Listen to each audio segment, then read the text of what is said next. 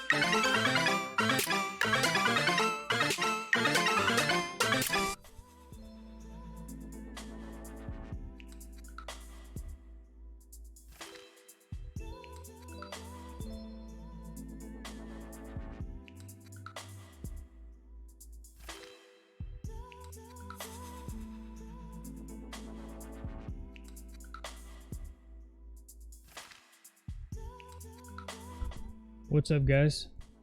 All right. I've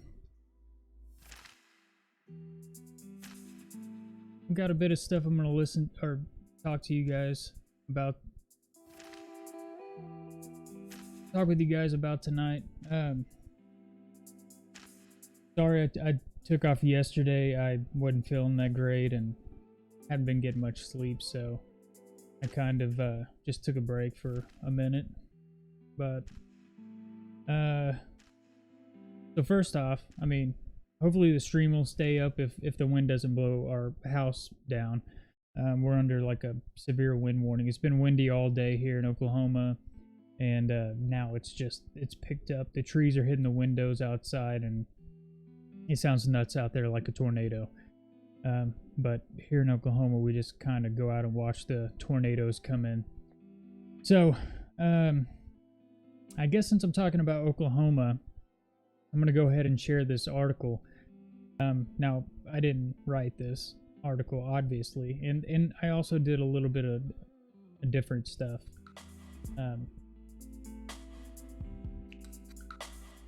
So what I did was I took the articles, I cut them out to where you can see them a lot better.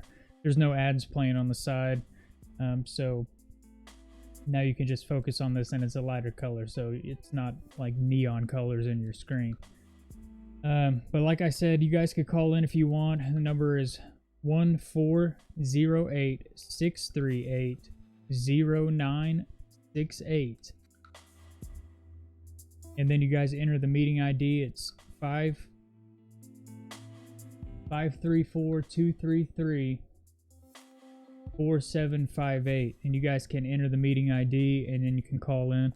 If you have anything you want to say about these articles, if you have an article you want to share, then you can email me articles also, and you can email those to kingsmanreport2019@gmail.com, and then you can call in the number scrolling at the bottom of the screen. So as you can see in your little box up there, crime surges in Oklahoma. So people in Oklahoma have been paying attention to this, but not necessarily a lot of people probably around the world. When they think of Oklahoma, they think of horses and carriage. Well, it's not like that, by the way. But we're a lot more laid back here than most. But this article talks about, we had, I think it was last month, beginning of this month, over 400 inmates released from our local prison system as part of the new incarceration reform. And I guess crime in certain areas of our state, especially Oklahoma City, have gone through the roof, to the point they've had to create special task force in order to control the crime that's going on. But the article says crime surges in Oklahoma as Republicans continue to open prison doors. So it says, who needs George Soros when you have Republicans in Oklahoma enacting this #1 agenda item, de-incarceration? It says, in case you think the stupidity of downgrading crimes and increasing prison release and the inevitable crime wave that follows is limited to San Francisco, think again. It says, Oklahoma is a state where no Democratic presidential candidate has carried a single county since 2000. But when it comes to crime, Oklahoma Republicans might as well be San Francisco Democrats, as Oklahoma Republicans adopt the drug and theft culture of San Francisco. It says by now most Americans are familiar with California's Prop 47 and how the downgrading of drug and theft crimes led to a rise in drugs and theft, and has saddled San Francisco with a culture of homelessness and shoplifting. You're glad we live in a nice area, far away from San Francisco values. It's what many Americans living in the heartland think upon seeing the endless negative headlines on San Francisco. The problem is that thanks to a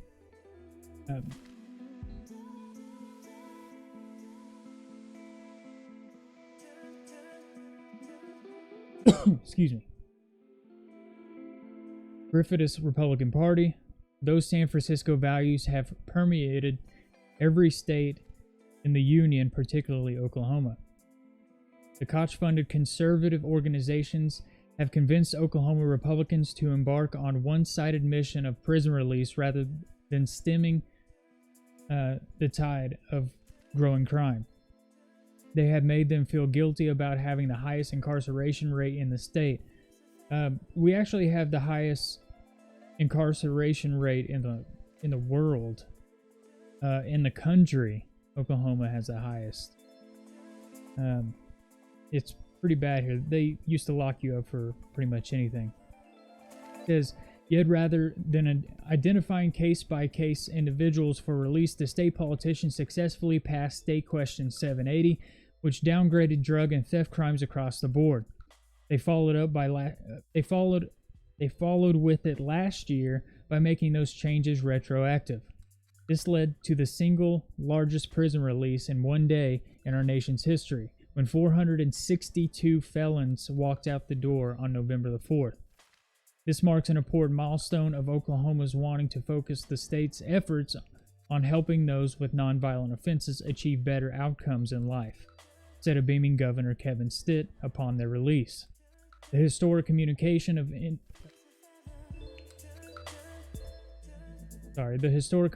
of individuals in Oklahoma prisons is only possible because our state agencies, elected officials, and partnering organizations put aside politics and work together to move the needle. Yet there's one thing elitist politicians overlook in criminal justice discussion: crime and its impact on the rest of society. Everything for them is zero-sum game of sympathy for the convicts. What they don't realize is that fundamentally, we are not locking up people for minor crimes, and even those locked up for so-called minor crimes are usually not incarcerated for that long. And it's usually because they had a longer rap sheet of violent crimes and violated their parole with drugs or driving offenses. Moreover, as we've seen in San Francisco, when you decriminalize even low-level offenses, it leads to chaos for property owners, businesses, and public order. Indeed, other people exist in the world who have rights and a stake in public policy aside from criminals. Governor Stitt certainly moved the needle, all right, towards San Francisco. Drugs, theft, and homelessness brought to you by Jailbreak. Last week, the Oklahoma County Sheriff's Office announced a new task force to combat the growing burglary trend and placed the blame squarely on the new laws. Since the threshold of certain crimes changed some felonies to misdemeanors back in 2017, we have seen a steady increase of thefts in Oklahoma County, wrote the Sheriff's Office Department in a Facebook post on November the 13th.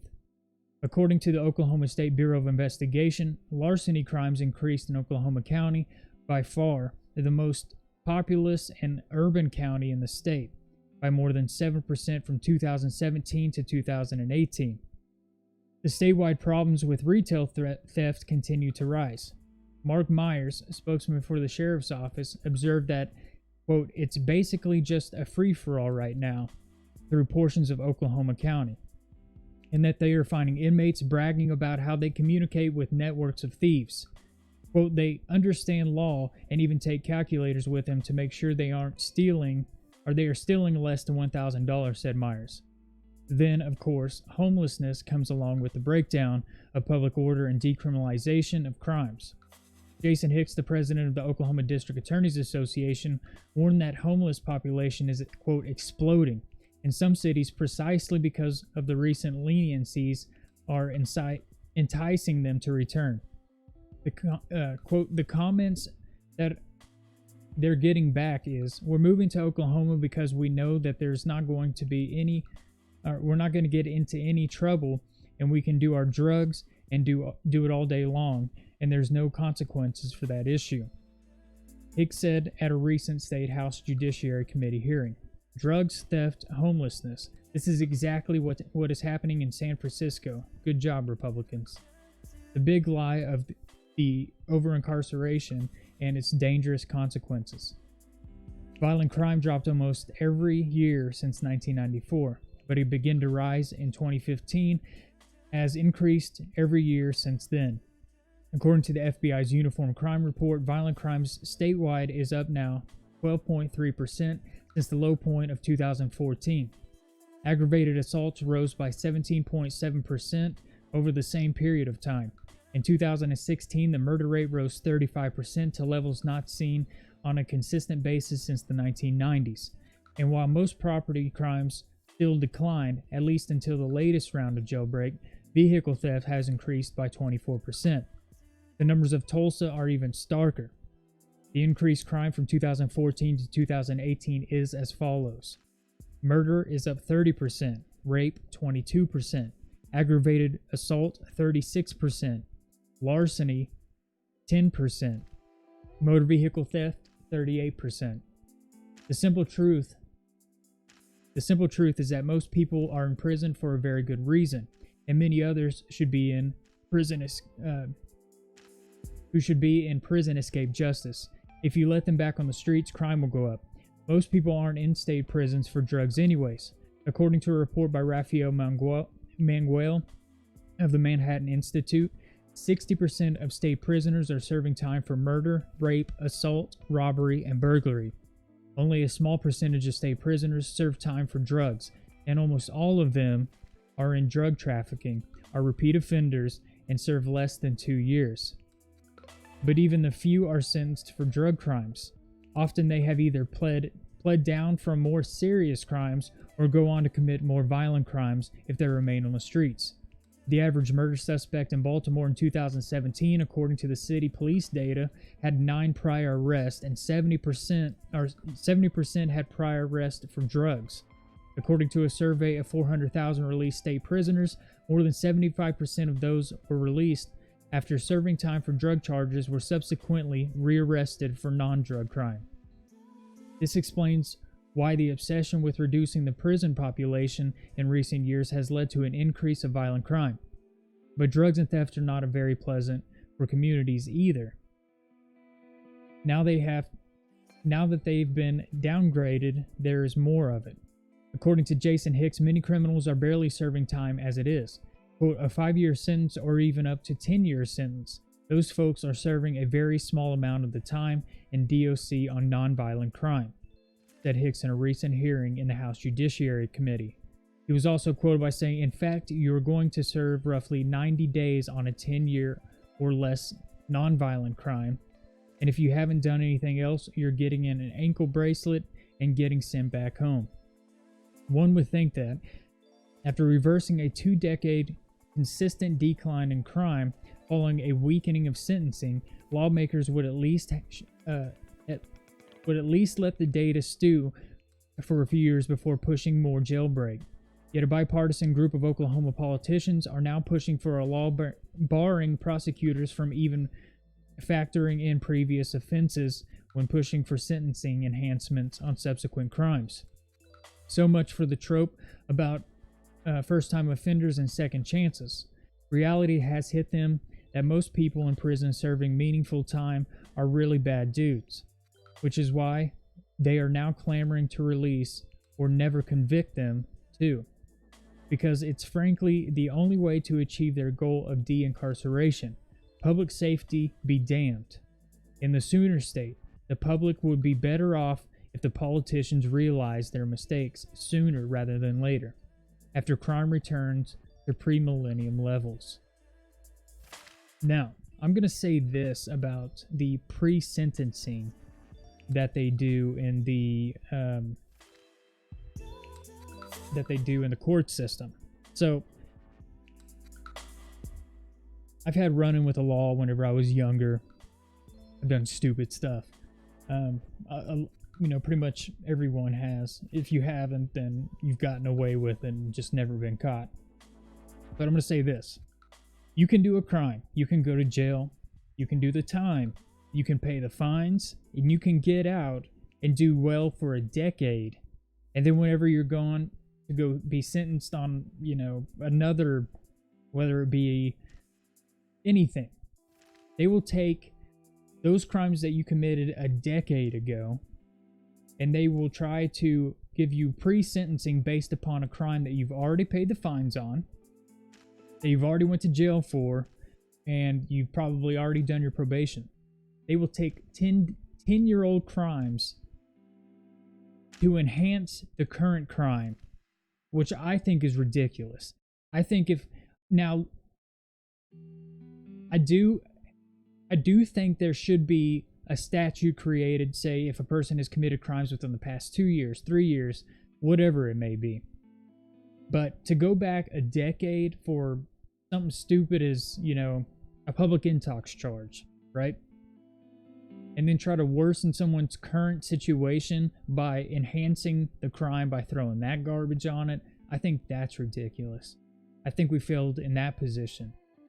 Where I'm at in northeast Oklahoma, I don't think that there has been a rise of crime in this area, but we are in the I-44 corridor, and drug trafficking trade runs up and down that corridor. So I think that they can change and mix these statutes up and change a little bit of it, but we're also still in the first stages. Whoever wrote this is probably not from Oklahoma. And the majority of the people that they did release on that day were from a woman's prison. Now, if they get with the people outside of jail that are, doing crazy ass stuff, then they probably get back into that life. But, I think certain people deserve a chance. I think you can create a statute to say, well, they got to do this, this, and this in order to not get their crimes worse and all the other stuff. Just my opinion. I'm not a lawmaker or anything like that. But that's what's going on in our state. It's crazy, for one, to see that, we're one of the first states to do a mass release of prisoners in our system.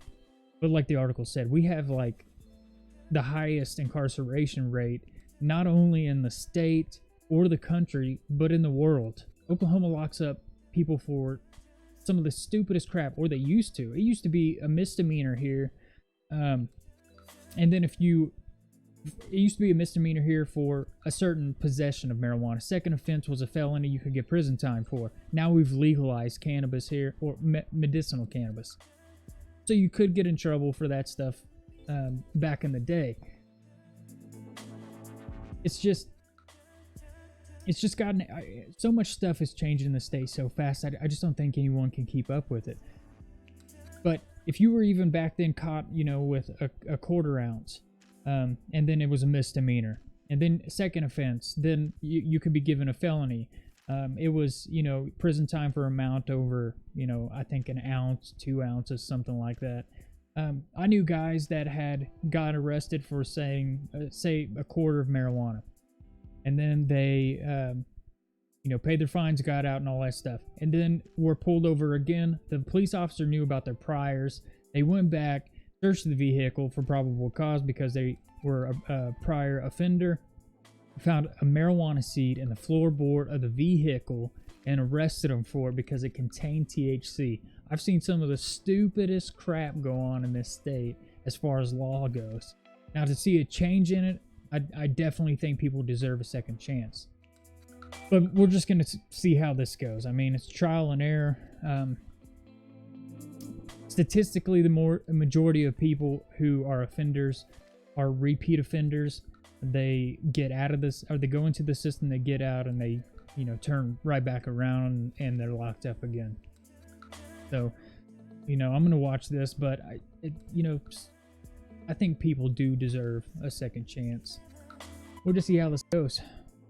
So, speaking of, California and what goes on, I talk a lot about California and what goes on there as well. This article is California's Gavin Newsom sues Trump administration for trying to get water to farms.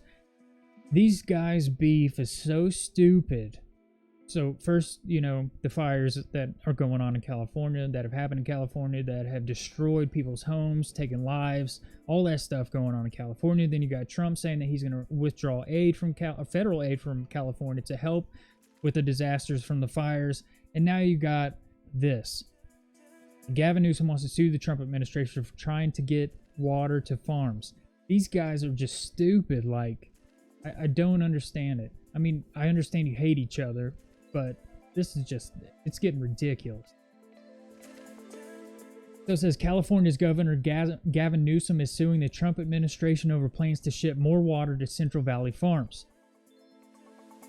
Governor Gavin Newsom and members of his administration announced that they were preparing a lawsuit against the federal government to prevent California's rivers and wildlife from being cheated out of vital supplies, the San Francisco Chronicle reported. As the left-wing media is claiming Trump is trying to, quote, prevent California's rivers and wildlife from being cheated out of vital supplies. In reality, the Trump administration announced new rules for water sources to lessen restrictions on giving farms access to water supplies. The administration changes were cheered by farmers in San Joaquin Valley, who have blamed long-standing environmental regulations for tying up water to the state's $54 billion agricultural economy, the Chronicle continued. Jowever, environmental groups aren't happy with Trump's new rules that assist farmers. They claim additional water release would dry up the Sacramento-San Joaquin River Delta, as well as the rivers that feed it. The statewide ecosystem is responsible for helping to support fish, birds, bears, killer whales, and other plants and animals. The Trump administration is standing by its decision. Brenda Berman, commissioner of the Bureau of Reclamation, released a statement explaining, quote, "From the beginning, we've been focused on cooperative solutions with the state of California to being reliable water supplies to farms, families, communities, and the environment. Today's announcement by Governor Newsom is disappointing in his preference to have judges dictate these important projects instead of career professionals at the federal and state levels who have developed a plan based on the best science and significant input from the public." I think Mr. Newsom needs to stop beefing with Trump over dumb stuff and focus on the people who are going through the crap they're going through with the rolling blackouts that continue to wreak havoc on people in California that have their medications spoiling, that have, ventilators, all the stuff that they need to survive. But, you're allowing this corporation over there initially where, and I said this and it was kind of, just kind of speculating. It was speculation that California would take over the PG&E. And then not 2 days after I said that, they came out with an article where they wanted to give it back to the people. And that means, the mayors of every county that it's involved in taking it over. And then there's, part of your Agenda 2030, Agenda 21, whatever you want to call it, where the government takes over the commodities, the resources, the distribution of electricity, food, whatever it is. Just giving the government more control. I've also posted a petition, one of the videos that you guys can sign if you want to go look for it, for the removal of Gavin Newsom. A lot of people in California are actually leaving. There's numerous videos you can look up on YouTube that have to do with a mass exodus out of California. And there is a lot of videos on there of, people just fed up with the crap that's going on there. I feel for the people in California. I pray for them there. I'm going to continue to pray for them there. Even though, a lot of people in California see different than what we see here in Oklahoma. We're a more conservative state. At the end of the day, we're all human beings, and we all should treat each other as human beings and love each other like we love ourselves. So, I think, personally, the governor there is a moron.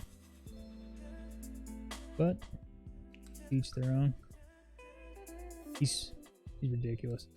And again, all the articles I'm reading, I post the links in the descriptions below, and you guys can go and check those out.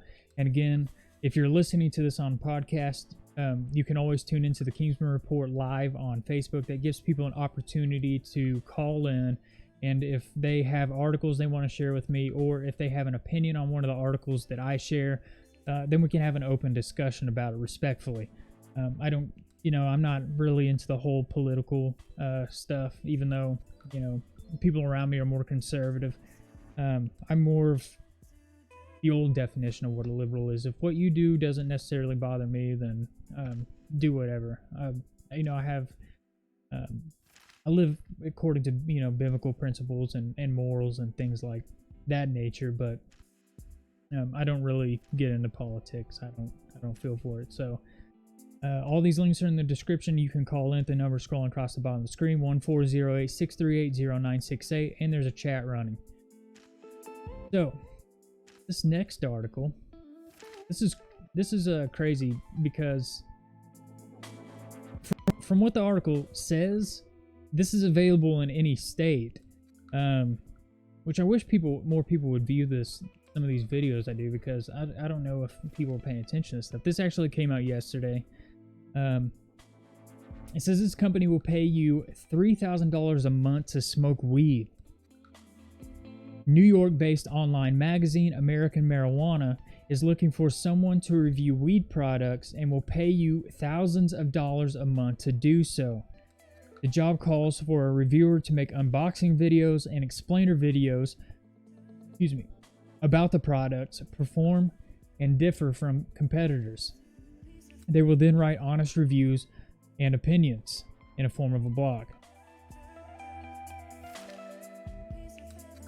It says this job is 100% for real, and it is an important job that includes more than just getting paid to smoke weed.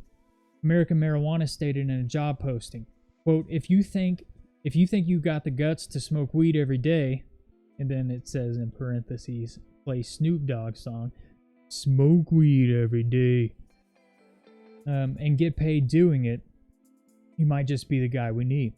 It says the magazine claims that every month they will ship the reviewer a box with different brands and variants of cannabis products, including weed strains, vapes, edibles, and CBD products. They will also be paid up to $36,000 a year, depending on their experience. I know dudes on Periscope. This streams on Periscope, by the way. It streams on DLive, Twitch, Periscope's on my personal page, and YouTube. But I know dudes on Periscope. I mean, that's all they do on the videos, just smoke bong rips. They could be smoking those bong rips and, you know, making $36K a year depending on their experience. It's crazy. They're paying people to do this type of stuff, but yeah, whatever. It says applicants must be 18 or older and live in a state with legal medical cannabis. So that means even if you're in the state of Oklahoma, since we do have legal medical cannabis, you could actually participate in this job or apply for this job. And yes, they do ask for a resume. It says they also need applicants to send a resume, a headshot, social links, an intro video, and at least 6 street names, slang terms, or nicknames for marijuana, so we know you're taking this seriously. This may not be for everybody, but I bet you're interested in this type of work, America Marijuana said. I mean, come on, who doesn't want to get paid by doing what you love?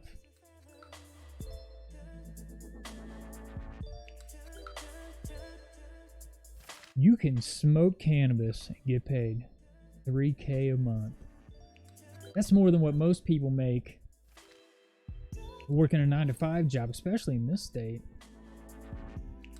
That's another thing. People say, well, we don't want to live in Oklahoma because, you know, pay is low at certain jobs. The cost of living in this state is low, so your money goes a lot further than it does in, say, New York. I lived in New York. Way too damn expensive. I mean, the sites are cool, but Oklahoma's where it's at. As far as, you know, settling down, retiring, all that good stuff. Where I'm at, we got really good companies also. Hold on.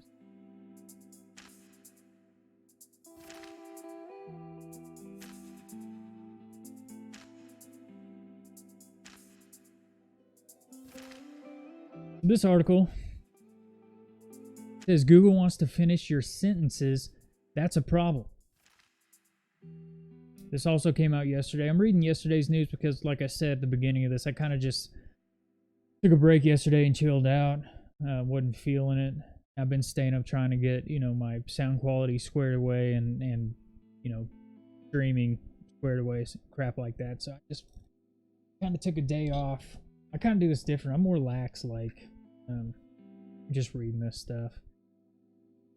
But so it says Google recently announced it'll bring its Smart Compose to features from Gmail over to Google Docs. So this article is like predictive text. So if you have like a Gmail account, and I have another article on Gmail account, Google can actually suspend your whole account and everything that you've purchased under that email. All that crap could be lost. I'm going to read that because it's important. Especially if you have a YouTube channel or you violate their new terms of service come December the 10th, then you can be fined, or if you violate the video standards by your video production, you can be fined up to $42,000 for each one of those fines. But then on top of that, they can suspend your Google account, and then you lose anything attached to that account. That's another article. So in this one, if you have a Gmail account, which you type, you're typing, and then it has what it thinks you might type next in the that comes up next, and you can choose if that's right or not. And it's kind of weirdly right more often than not. It's kind of strange, almost like it knows what you're thinking. I think it's weird as hell, but whatever. So it says the move will leverage the search giant's expertise in machine learning to empower consumers to streamline communication and save time, allowing them to live better, happier, healthier lives. This is okay, I'm sorry, that was awful. It probably won't make anyone happier or healthier. Google's phrase suggesting tool, you type looking and it 2 prompts forward to it. Has from the start been a little laden and depressing. Not so much because it's bad, but because it's good. This person goes on to say, I use it constantly because in those mundane emails about setting up appointments or going over details, it tends to suggest exactly what I need. I have it on mine and I use it sometimes, but it's weird. This is that doesn't mean it isn't unnerving. It's worth asking what kind of algorithmic suggestion does to the way we speak and think. Will it make our language and writing more homogeneous? Will we all talk in corporate jargon, circling back to things, hoping to pick up each other's brains, signing off every time with, quote, hope you're well? The internet promised to widely expand our culture, diversifying by virtue of access to so much content. That happened sort of. Even now, the web is full of tiny little communities and unique cultures, forums with their own vocabulary, group chats with inside jokes, successful YouTube stars you've never heard of, and thousands of little islands on Facebook, Twitter, or Instagram. At the same time, the contemporary digital is hardly a utopia of diversity. Just look at how quickly terms from African American vernacular get co-opted by the mainstream. Everyone is, quote, woke now, despite that term once being a very specific black skepticism of whiteness. Niche things go viral, creators with one hit amass millions of followers, and social media is often dominated by talk of already famous articles with New York Times and Hollywood blockbusters.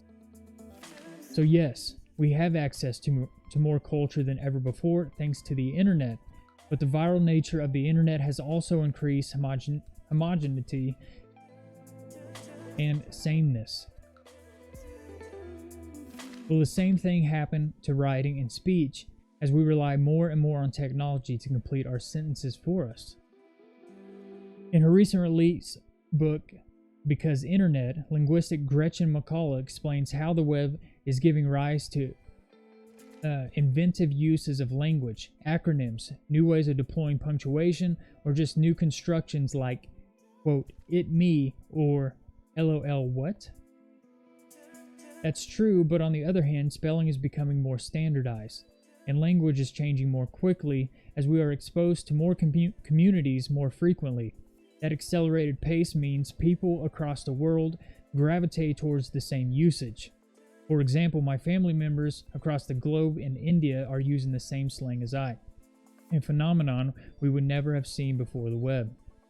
But Google's Smart Compose isn't simply an effect of internet's global nature or the way in which texting or Twitter influence language. It is instead predicted on an algorithm meant to speed up and make language more efficient. The goal is not diversity or even clarity, the goal is simplicity. Algorithms tend towards sameness. In the early 20th century, Russian literary theorist Mikhail Bakhtin wrote about two competing pressures on language: the centripetal and the centrifugal. Structures of power were centripetal forces and centralized to homogenize language, while for Bakhtin, centrifugal things like folk culture or marginalized voices, part of what he called a carnivalesque, made languages diverse. Machine learning works by taking what exists and then suggesting it back to you. In other words, algorithms are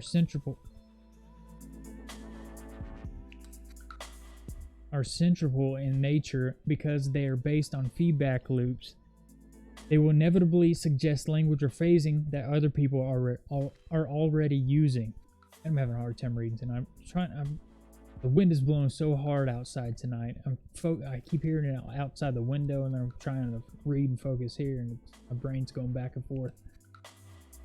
It says, it is hard to seriously say that one new feature is one piece of writing software will fundamentally change language. But Smart Compose is part of a broader pattern in digital culture that at least beckons people towards sameness. The rise of algorithms and things like writing software isn't going to doom us, but they are a centripetal force that you can either choose to go along with or resist. The world is too fast a place for people to express themselves, too many for Google to ruin language all by itself. But we are nonetheless presented with a choice about what kind of diversity we wish to see in the world, and what place tech has, either fostering that uniqueness or simply reasserting what is the same and already exists. And without some awareness of that, we might end up, quote, circling back forever to one way of speaking. Our answers and our writing, all a product of some gentle suggestions that are nonetheless more insidious in nature. More convenient. The app that I actually use to put these articles in, it's common. A lot of people use it. It's OneNote. And in OneNote, it has an immersive reader. So if I have all these articles that I don't want to read, then what I do is I load them all in, I edit them all up, and then I sit there and just hit the immersive reader, and I let my computer read all the articles. Yes, it's lazy, but sometimes I'm doing emails and I'm looking at other articles, or checking breaking news, things of that nature, and then just with my brain, the way my brain works, I can listen to music and read a book at the same time. I can read a book, listen to music, and I can do like 3 things at once. So with that, reading the articles in my earbuds while I'm sitting there reading other articles, it just makes things a lot easier sometimes. I don't necessarily like the takeover of technology. I don't even like really being on camera. You could probably obviously tell by the way I look away all the time. But it just seems the further that we're getting along in our technology or producing technology at such a fast rate, that it's always changing, but the more that it changes, the more invasive it becomes in our lives. I don't necessarily like it. I've talked about, myself and others have talked about the glitches that are going on inside the smartphones, the Android phones that are going on inside of the iPhones, and then they're happening at such a fast rate. And I have another article about some more crap that's going on. That people, can hack through apps. They can do all this stuff through technology. They can hack your cryptocurrency wallet, your bank accounts. If they can get your key logs through ransomware, all that stuff, all this crap has holes in it. It can all be hacked. It's just technology. If man creates something, it usually will have a flaw, and people, idiots in this world just kind of live to exploit those flaws and scam people, which I think is bullshit, but it's nuts. So I've talked about this before. I talked about a report where Turkey had bought S-400 missile defense system from Russia. I think that was in 2016 or 17. I talked about, why Russia has been invading Syria. I talked about China, Asia's plan to kind of open trade routes from Asia through the Middle East up into Russia and the UK, and then the Asia Trade Agreement. Well, this report talks about, Turkey wants to start testing the S-400 defense system, and I don't think our country is necessarily comfortable with that. So I think in this article we've given them a warning of not testing it. But this is by the Associated Press, but it's out of Ankara, Turkey. It says, and this is just a short article. I kind of try to pay attention to everything. I'm a firm believer in the Middle East being a catalyst for the Third World War, so I pay attention on what's going on over there a lot, kind of almost obsessively, and it has to do with biblical times. So it says Turkish media says Turkey is poised to begin testing Russian-made S-400 air defense system despite threats of sanctions from the United States. So here's the deal with the sanctions. We all know that our president put sanctions on Turkey recently. Well, then not a lot of people are talking about this, but Erdogan went to the Chinese president and got a bailout for some ungodly amount of money, so enough to where it could pad his economy and he could do this type of stuff. So all these people are making the Middle East, Turkey, Russia, Syria. First of all, you have Iran, Turkey, and Russia in the Middle East that want to draft a declaration in Syria, and they have no part of the government. While Bashar al-Assad is hiding somewhere in a hole in the middle of the ground. So you have those three countries trying to dictate that. You have them making alliances, them opening trade routes. You have Erdogan going to China for bailouts. Then you have warnings articles coming out today that the Chinese yuan is crashing, that banks are crashing. It's just so much crap going on. But I mean, I don't see why Erdogan went and got money. I don't see why, threat of more sanctions is going to stop this guy from doing what he wants to do. He's going to do it anyways. So this says,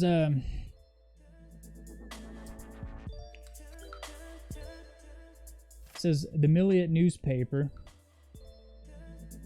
which has close links to the government, said Monday that the military is planning to test the S-400s that they currently deployed at an air base on the outskirts of Ankara. Turkey took delivery of 2 Russian S-400 batteries this year, dismissing warnings from the United States that they pose threat to NATO security.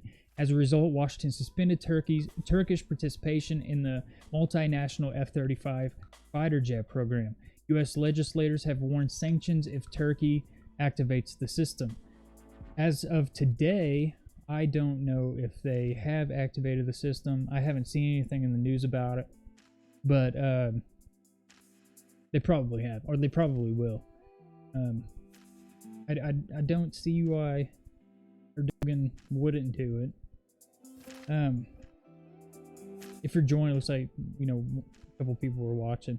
If you join, you can call in a number at the bottom of the screen, scrolling across the bottom of the screen. There's also a chat. It will pop up there. You guys feel free to, chat in the chat room, or you can call a number scrolling on the bottom of the screen.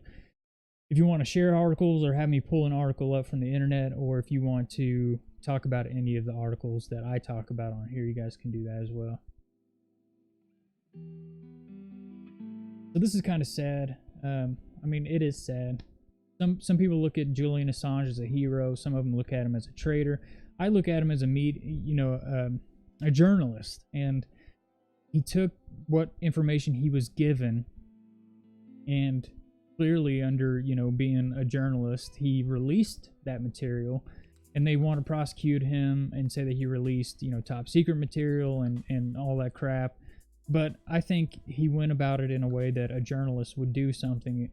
And then, because of that came out, and I guess that they ruled that they couldn't prosecute on that fact, and there was a whole rape allegation that came up. And I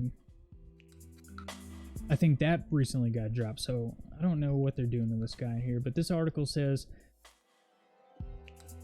Julian Assange could die in prison. Dozen of international doctors warn UK WikiLeaks founder may need urgent medical care. His medics claim there has been a rapid decline of his health in Belmarsh, WikiLeaks founder Julian Assange could die in prison without urgent medical care, according to an open letter signed by more than 60 doctors. The medics from the UK, Australia, Europe, Sri Lanka expressed, quote, serious concerns about the 48-year-old Assange's fitness to stand trial in a letter addressed to Home Security Pratai Patel. I'm just going to call him Patel. He is being held in Belmarsh Prison in southeast London ahead of a hearing in February to fight extradition to the U.S., where he faces 18 charges, including conspiring to hack into a Pentagon computer.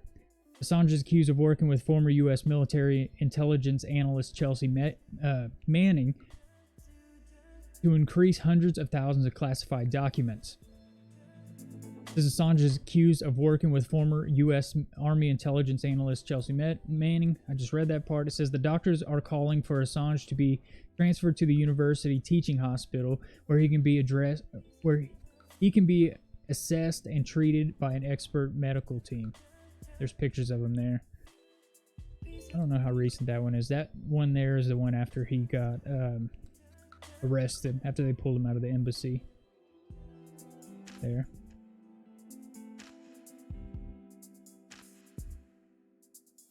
Some of these are just iconic photos of him, but this is the letter, which has also been copied to Shadow Home Security. Diane Abbott says, from a medical point of view, on the evidence currently available, we have a serious concerns about Mr. Assange's fitness to stand trial in February 2020. Quote, most importantly, it is our opinion that Mr. Assange requires urgent expert medical assessment of both his physical and psychological state of health. Any medical treatment indicated should be administered in a properly equipped and expertly staffed university teaching hospital. Says, where such urgent assessment and treatment not to take place, we have real concerns on the evidence currently available that Mr. Assange could die in prison. The medical situation is thereby urgent. There is no time to lose. Last week, WikiLeaks welcomed the decision by the Swedish authorities to drop a rape investigation into Assange. He was jailed for 50 weeks in May for breaching his bailout conditions after going into hiding in the Ecuadorian embassy in London to avoid extradition to Sweden over the sex offense allegations, which he has always denied. Assange has been in custody since he was dramatically removed from the building in April, and at a hearing last month appeared to struggle to say his own name, telling Westminster Magistrates Court, I can't think properly.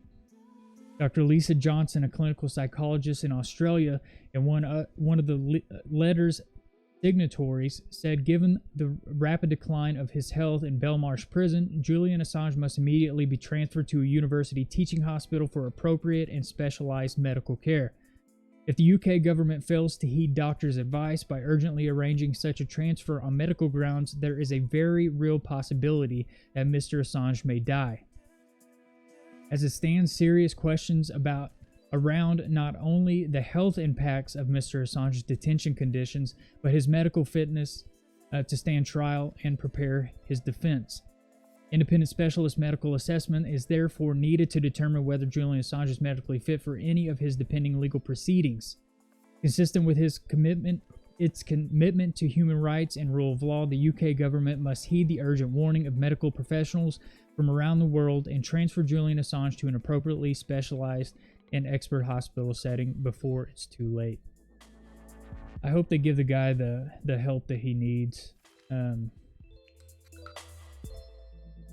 Like I said, I don't necessarily. I mean, he wasn't found guilty on the rape charge. If he did or if he didn't conspire with Chelsea Manning, I think Chelsea Manning did his or her time to in jail, and then whether that hacked information was given to him and then he released it, he released possibly sensitive information that he shouldn't have, but. The guy's sick. Get him some damn help. He at least deserves that. I mean, he's a human being. He's not a damn dog.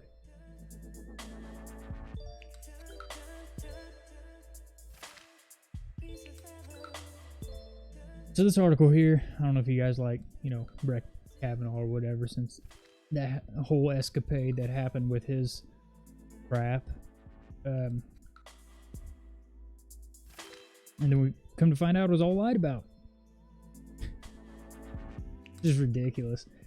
So this article says the Supreme Court is about to hear the biggest guns case in over a decade. He's definitely a pro-gun advocate. But it says New York State Rifle and Pistol Association versus New York. The city of New York, the biggest gun case to reach the Supreme Court in more than a decade, begin with a tiny dispute. New York City offers two kinds of licenses to gun owners. A, quote, carry license permits them to carry a handgun for, quote, target practice, hunting, or self-defense. The less permissive, quote, premise license, meanwhile, permits gun owners to have and possess in his dwelling a handgun. Under a new repeated rule, premise license holders were only allowed to bring the gun out of their home for limited purpose, including the practice of shooting at 7 specific gun ranges. So the plaintiffs in the New York State Rifle brought a narrow challenge to the framework, as a federal appeals court explained in an opinion upholding In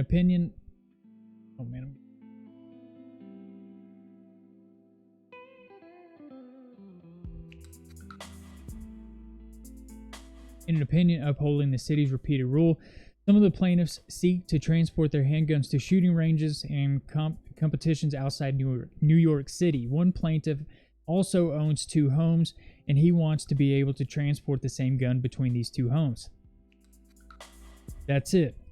They sued for a small expansion of the rights afforded to the people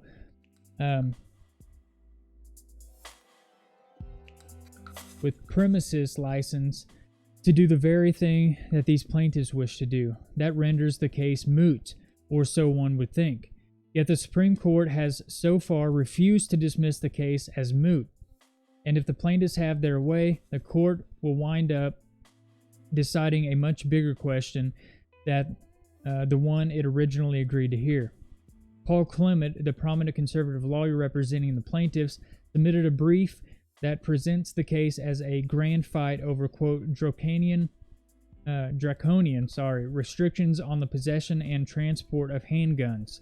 Even though his clients already won the New York City and state changing its laws to accommodate them, Clement wants to proceed, and he's arguing the court to see this case as a much bigger challenge than the one his client raised in the lower courts. It's a highly unusual move, and the Supreme Court rules instruct lawyers that merits briefs may, quote, not raise additional questions or change the substance of the questions originally presented to the court. In any event, it is not hard to guess why gun right advocates hopes that this case becomes larger. The case was first brought up in 2013 with a relatively moderate Anthony Kennedy on court in 2019. Kennedy is gone, and the more conservative Brett Kavanaugh is in his place. New York State Rifle could significantly expand Second Amendment rights now that we have some more conservative Supreme Court. The plaintiff's original modest ask, in other words, made sense when they probably thought they could only win incremental victories before a relatively moderate court. But now they most likely will have 5 votes for something much bigger. So why not ask for a revolution? Kennedy's retirement is likely to change everything about the Second Amendment. Months before his death earlier this year, retired Justice John Paul Stevens revealed some of the court's secret deliberations in District of Columbia versus Heller in 2008. The landmark Supreme Court decision holding that the Second Amendment protects an individual's right to bear arms. In Heller, the court divided 5-4 along ideological lines, and Kennedy joined his fellow conservatives in the majority. Yet in 2018 interview with the New York Times' Adam Liptak, Stevens revealed that Kennedy requested, quote, some important changes to the original draft of Heller's opinion. This language stated that Heller's should not be taken to cast doubt on many existing gun laws. The final Heller opinion states that, quote, the right secured by the Second Amendment is not unlimited. Heller suggests that, quote, long-standing prohibitions on the possession of firearms by felons and the mentally ill, or law-abiding, or laws forbidding the carrying of firearms in sensitive places such as schools and government buildings, or laws imposing conditions and qualifications on commercial sale of arms are all valid, as are bans on dangerous and unusual weapons. Thanks to Justice Stevens, we now know that such mitigation language probably would not have made it into the Heller opinion without Kennedy's intervention. Kavanaugh, to put it mildly, does not share Kennedy's trepidation about an overly expansive Second Amendment.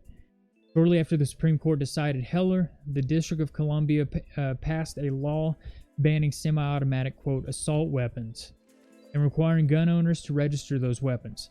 The law never reached the Supreme Court, but a lower appeals court did hear a challenge to this new law in 2011. A case called Heller v. District of Columbia. Dick Heller was a party in both Heller cases, hence the similar case names. In the second Heller case, two judges, both of whom the Republican appointees, largely upheld the new law, though they did not call further proceedings on the district gun registration requirement. The third judge was Kavanaugh, and he argued in dissent that both D.C. bans on semi-automatic rifles and its gun registration requirement are unconstitutional under Heller. Kavanaugh wants to significantly expand the scope of the Second Amendment. At least until now, the Supreme Court has been reluctant to hear Second Amendment cases. The 2008 Heller decision was the first in the American history that the court held the Second Amendment protest an individual right to own a gun. Since then, the courts heard just one significant Second Amendment case, McDonald versus City of Chicago in 2010. In that case, that Heller applies with the same force to federal government and to the states. Prior to Heller, the Supreme Court rejected the thesis that the Second Amendment protects the individual right, holding instead that, quote, obvious purpose of the amendment was the preservation or efficiency of a well-regulated militia. Well, who else is going to hold you guys accountable? But anyways, if you guys want to go on to hear this, or read the rest of it, the link's in the description. I don't think you should give firearms to mentally ill people. I think that if you're, my personal opinion, I am a Second Amendment advocate. In the state of Oklahoma, we have the constitutional carry starting November 1st. I think that if you decide you want to carry a firearm, you should probably get the proper training, although it's not required in the state. I don't want to see people who are put in situations pull a firearm. For one, that don't intend to use it, and for two, when they pull their firearm, they shake like a leaf on a tree. If you're scared of your own gun, leave it at home. Don't carry it in public. But yes, I think there should be laws on people with mental illness. But I also think law-abiding citizens should have the right to keep and bear arms, should be able to carry a firearm. And that should be, part of our human rights to protect ourselves, fend for ourselves and protect ourselves.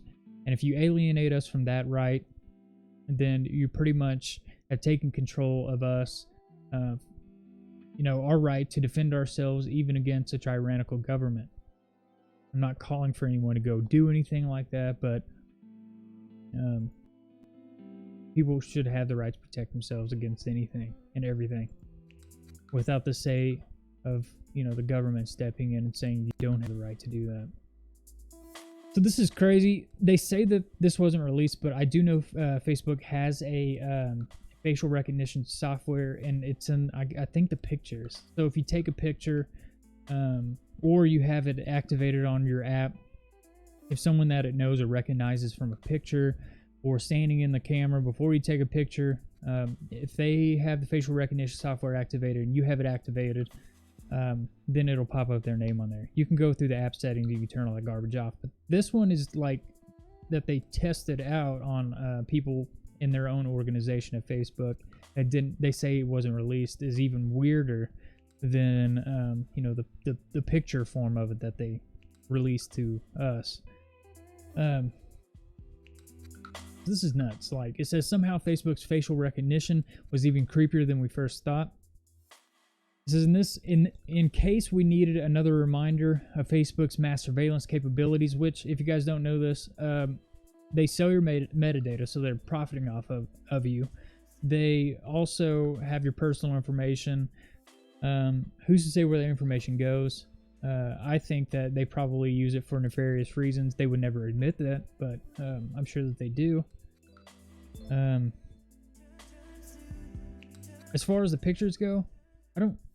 If they're going through Facebook and they know that app belongs to you, then they know the camera's taking a picture of you. So I mean, a facial recognition in the app compared to, well, this is, you know, Ryan using his Facebook app, so we're activating his camera and it's recording while he's using Facebook, then you obviously know who it is. But this is, I guess, is just one more way to track people or put you in a database. Our phones do the crap anyways. If you have a smartphone, then you can activate the facial recognition software and just hold it up to your face and it scans your face. It has all the biometric crap, which is probably going into a database for the what is that called that they have in China? Don't tell anybody. It says, in case we needed another reminder of Facebook's mass surveillance capabilities, we now know the company once built an app entirely for real-time facial recognition.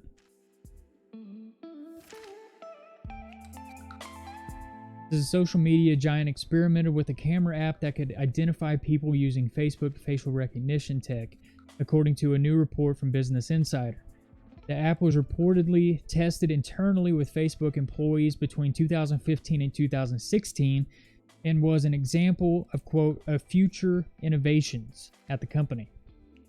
According to BI, the app was fairly rudimentary with a basic camera interface that could identify individuals and show their Facebook name and profile photo. You know, sort of like a dystopian version of Snapchat. In a statement, a Facebook spokesperson said the app was never distributed outside of its own employees. And they probably have it. And that those who were testing it could only use the app with other Facebook workers and existing Facebook friends who had facial recognition settings enabled on their account. As a way to learn about new technologies, our teams regularly build apps to use internally, the spokesperson said. The app described here was only available to Facebook employees and could only recognize employees and other friends who had face recognition enabled. Though BI reports the app hasn't been in use for years, the fact that Facebook created the app and showed it off is an example of employee, quote, innovation, underscores why Facebook use of facial recognition has been so controversial.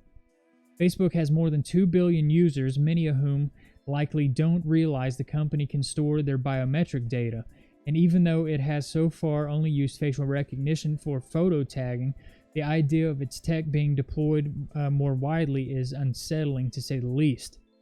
And Facebook doesn't exactly have a great track record when it comes to our privacy, which is why Facebook's use of facial recognition technology has been widely criticized by officials and privacy advocates. Earlier this year, the company finally changed its facial recognition settings to make it easier for users to opt out of facial recognizing photo tags. That feature, which Facebook originally labeled, quote, tag suggestions, is currently the subject of a multi-billion-dollar lawsuit and has been called, quote, deceptive by the Federal Trade Commission. A lot of people aren't happy with the FTC right now. Given that, it's not surprising the company opted to stop testing that particular internal app, but it is an important reminder that Facebook is very good at finding even creepier ways of watching its billions of users, regardless of what Mark Zuckerberg says about privacy. They're all up in your business. I'll tell you what they do. And if you don't believe me, you can look at multiple interviews with Edward Snowden. But so the United States Constitution is supposed to protect us against infringements on us by our government. So to get around that, what they do is they hire corporations to gather the intel via contracts with, it could be any alphabet board company, the FBI, the CIA, local police department, any of those companies. And then they use those companies who sneak in wording inside of their either terms of service or, when you go to download an app, you accept the app settings, and then it asks for access to your camera, your microphone, your photos, your contacts, all that crap. So when we do that, they're using corporations to go around our protection via the Constitution and illegal search and seizure, Fourth Amendment, and they are using that to gather the information through corporations, and then they can go into these corporations if they figure somebody's doing something nefarious, illegal, whatever it may be, ask the corporation via warrant. A lot of times they don't even go through the process to get the warrant, just contact the corporation for release of the information, and then they have the information. So it's not the government straightforward lying, or, lying and stealing. Well, I mean, I guess they are lying and stealing from us if they're using someone else to do it. But they're having someone do it like in third person. If you don't know this, Facebook has contract with allegedly Facebook has a contract with Central Intelligence, and also Amazon, who has probably billions of people's financial or access to financial information. I think he just lost the contract to Microsoft through their Jedi Cloud contract, which basically holds their, I guess it's like a Google, or it's like Google Cloud or OneNote would be, or not OneNote, OneDrive would be to us. It's kind of like that. So Jedi is what holds the government's information. It's their cloud system. I think he just lost that, but he did have a contract with allegedly had a contract with the Central Intelligence Agency, and that's what they do. It's according to Edward Snowden. So they basically use corporations as a third party to go behind your back, steal your metadata, have you not pay attention to the permissions on the app. You just click OK because, hey, this app is interesting, it's convenient, and then you open it up to all types of activities, and then they got your private information, and the government can basically step in and get that information anytime via warrant. That's what they do. If you don't believe me, you can go look it up. You can go listen to some of his interviews and podcasts. He tells all, man. He's like the security expert. That's what he was hired to do in the when he worked for the Central Intelligence Agency.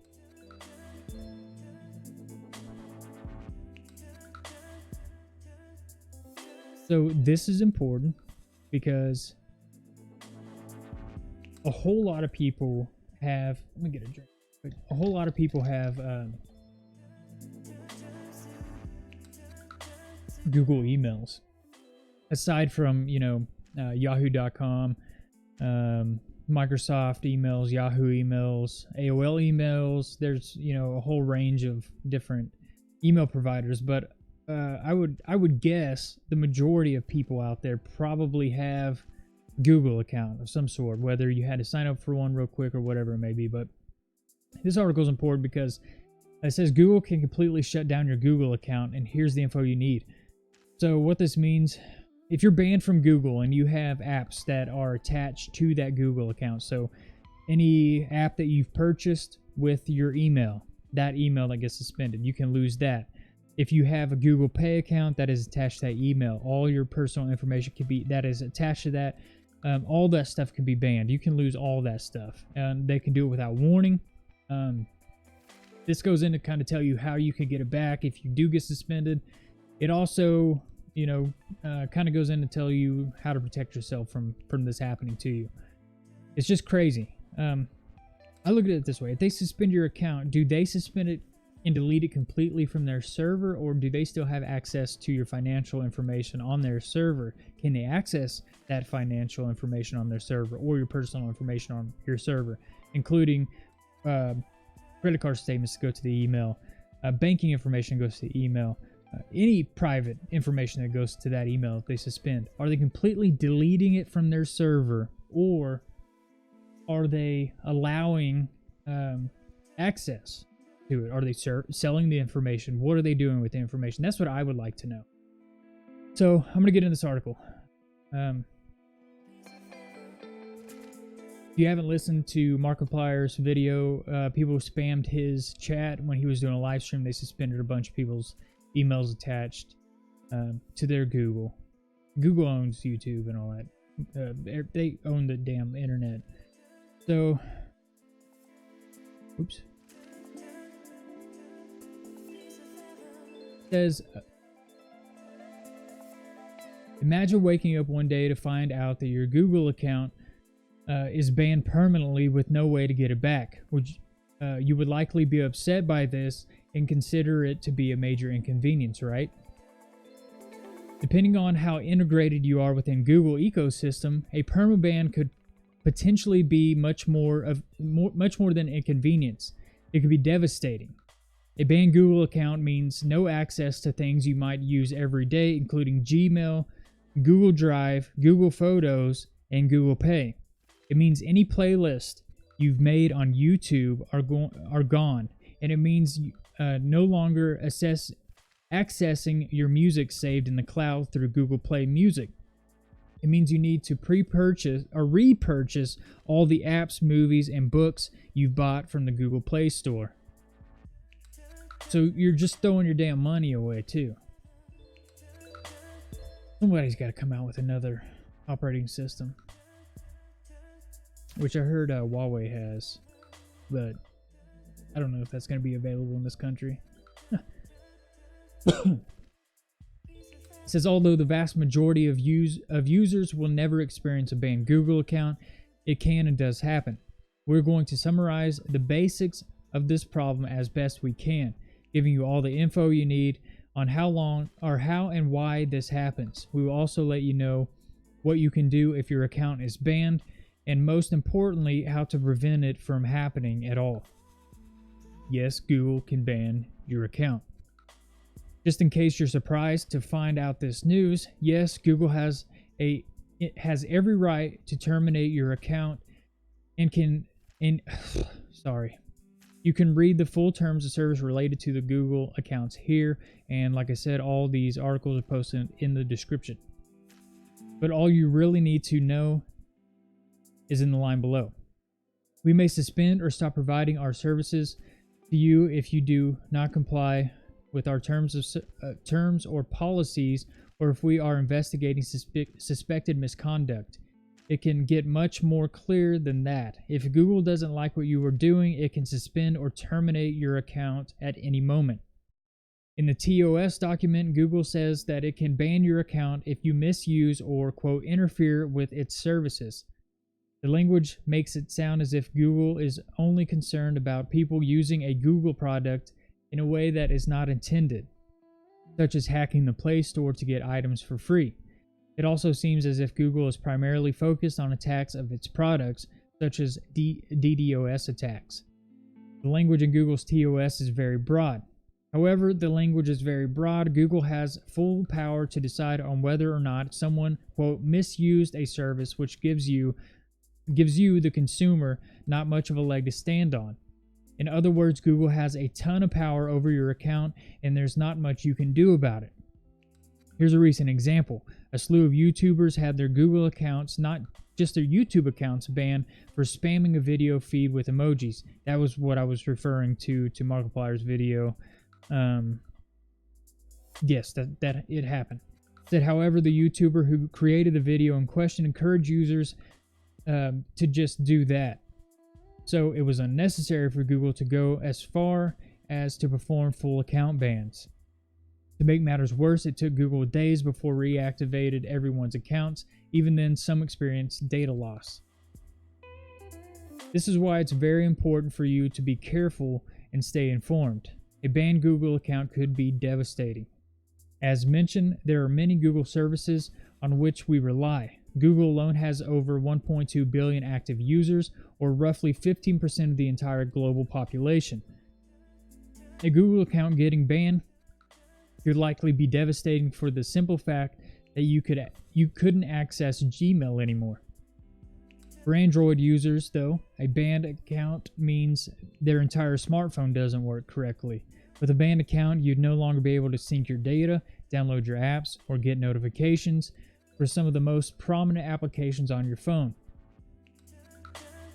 The only way around this would be to log in with a new account and essentially start from scratch. I have multiple ones, but one of them runs my phone. The rest are just extra emails that I have that I use for, obviously just getting email. But it says, just to make sure you understand the gravity of the situation, here's an incomplete list of Google's own properties that you would not be able to use fully with your current Google account should it get banned. Okay, so Android, Chrome, which I don't use Chrome anymore. I use DuckDuckGo. Everyone use DuckDuckGo.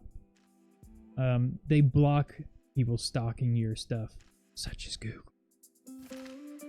So Chrome OS, Wear OS, Chromecast, Google Home, Google Nest, Google Wi-Fi, Docs, Sheets, and Slides, Google Drive, Google Play Store, Gmail, Stadia, Google Maps, Google Fi, Google Fit, Google Pay, Google Photos, AdSense, and YouTube. Not only would your access be gone or severely limited for those products, but in many cases you wouldn't even have access to any of the data associated with the account. That could mean for some or all of your important documents in Drive, your cherished pictures and photos, your email, your smartphone, and on and on. You wouldn't even be able to connect to the internet at home if you rely on Google Wi-Fi. Although there are plenty of examples of people getting unexpectedly banned by Google, see previous section for this article, or this one, you can click on those two there.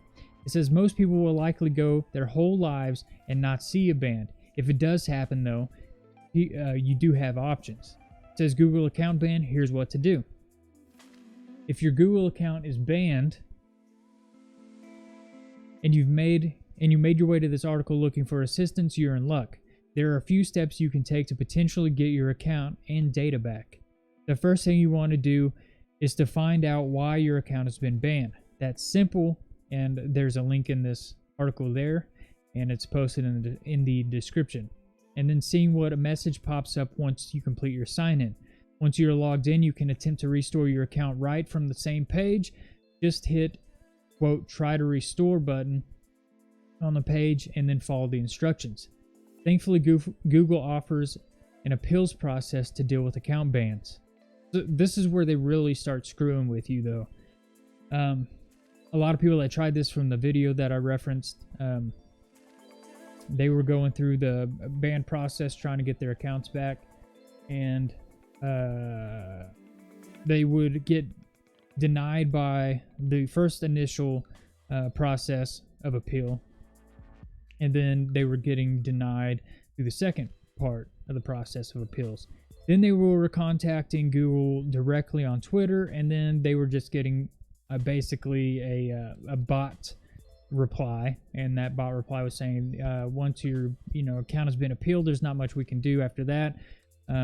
It's pretty much out of our hands. So they kind of screw with you on that aspect of it. So it says while you're waiting, you can attempt to download at least some of your account data. Just open up the apps you use, Google Photos, Google Drive, etc., while logged in on your banned account, and examine the page that appears. For some apps, there will be a link to instructions on how to download the app data, just in case Google doesn't fight the ban or lift the ban. Unfortunately, if your automatic appeals doesn't work and then Google rejects your manual appeal, there's not much you can do. You can try to gain traction on social media if you feel your account was banned for illegitimate reasons, and Google might change its mind to avoid bad press. But once you've gone through that appeal process, you're pretty much screwed. Be proactive. Don't put all your eggs in one basket. It says chances are incredibly good that nearly everyone reading this article will never see a Google account banned. As long as you are generally law-abiding citizen and aren't using or attempting to use your Google account for nefarious ends, you will likely be safe. But because Google's overarching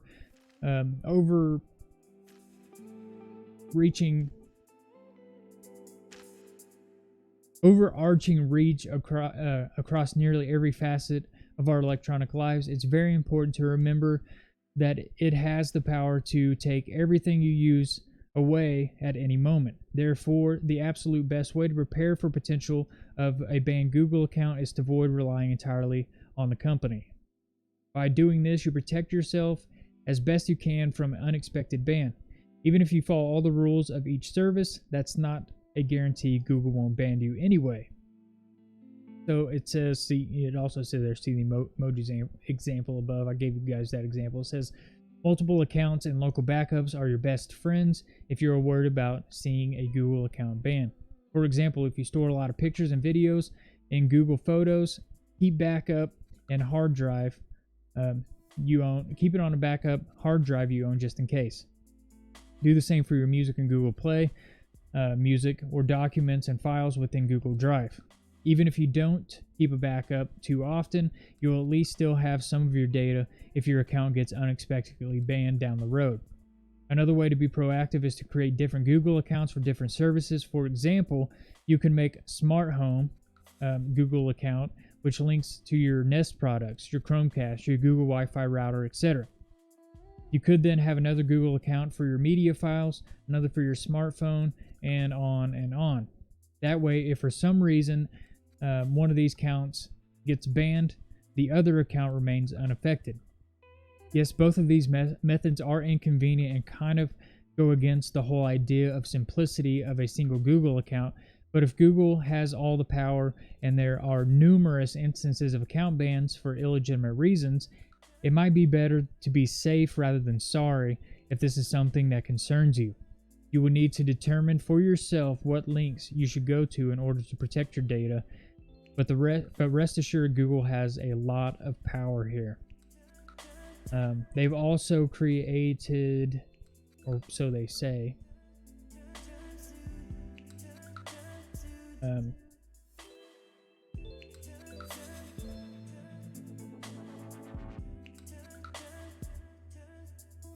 they say that they've created, what is that?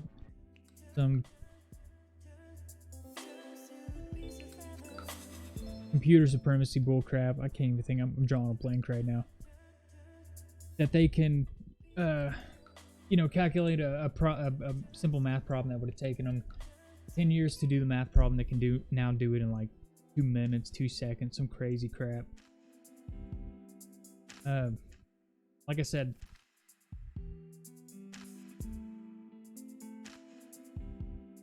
I have multiple Google accounts. And I think I use some of them for downloading, apps on one opposed to the main one that I use. I have one that I use specifically for YouTube in case it gets the boot. I've kind of discovered that, like just having everything kind of diversified so that you're not having to deal with this crap. Because like I said, all your personal information, if you get like, say you're dealing with medical issues that you don't necessarily want everybody to know about, and it's in that email account that gets banned, you lose that information.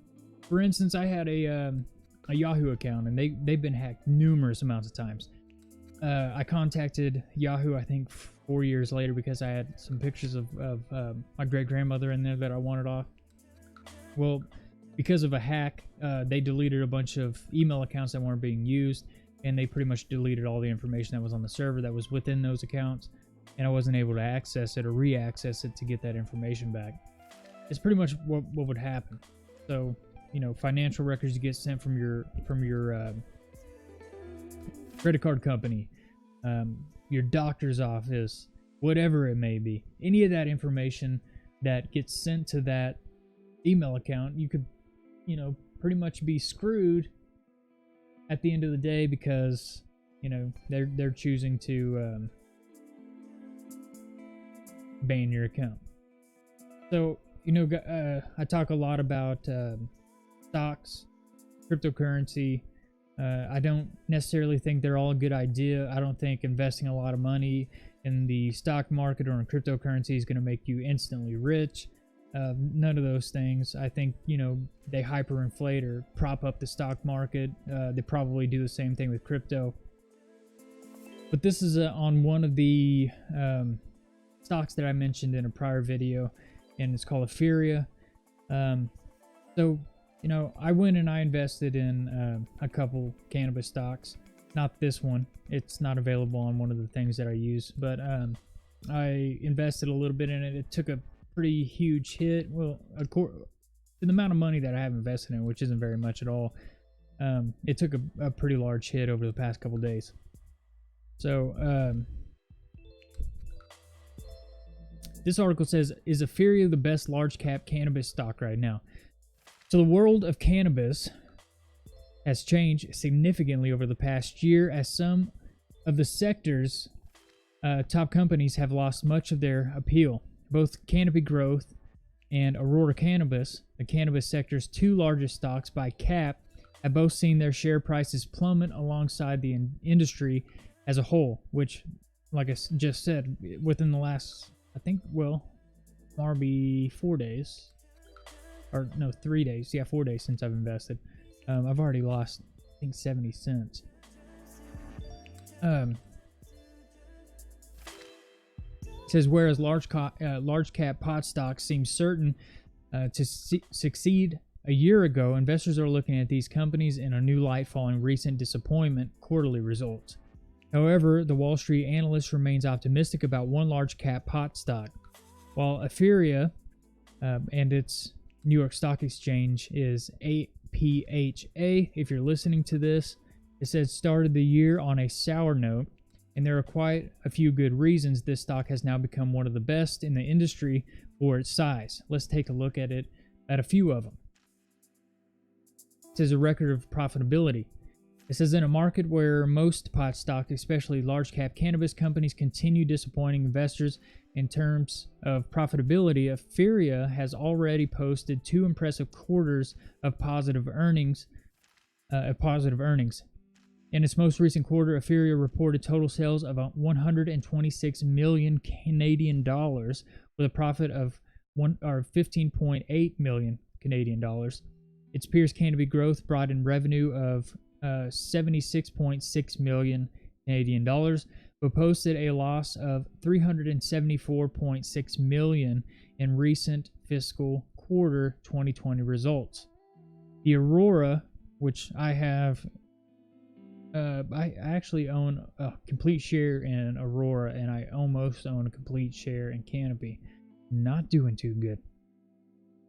It says Aurora had net revenues of 75.2 million and a net loss of 39.7 million. Compared to these figures, Euphoria's profitability is a breath of fresh air. There's a chart there that shows that. It says, while Euphoria's figures have eclipsed those of larger rivals, the truth is that most of its 126 million Canadian dollars figure wasn't due to cannabis sales, but to its recent acquired EU pharmaceutical distribution business, DC Pharma. Around 95.3 million of Euphoria's income came from this company, with only 35 million directly coming from cannabis sales. Canadian cannabis companies technically fall under the designation of, quote, agricultural companies, which allows them to make fair value adjustments that can drastically impact their reported income with a bit of accounting magic.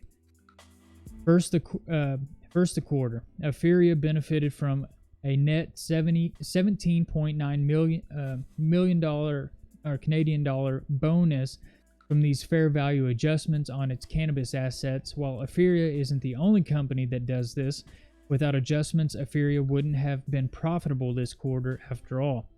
However, even if 17.9 million bonus is factored out, Euphoria's losses would have been significantly smaller than Canopy and Aurora's, only coming in at a loss of 2.1 million.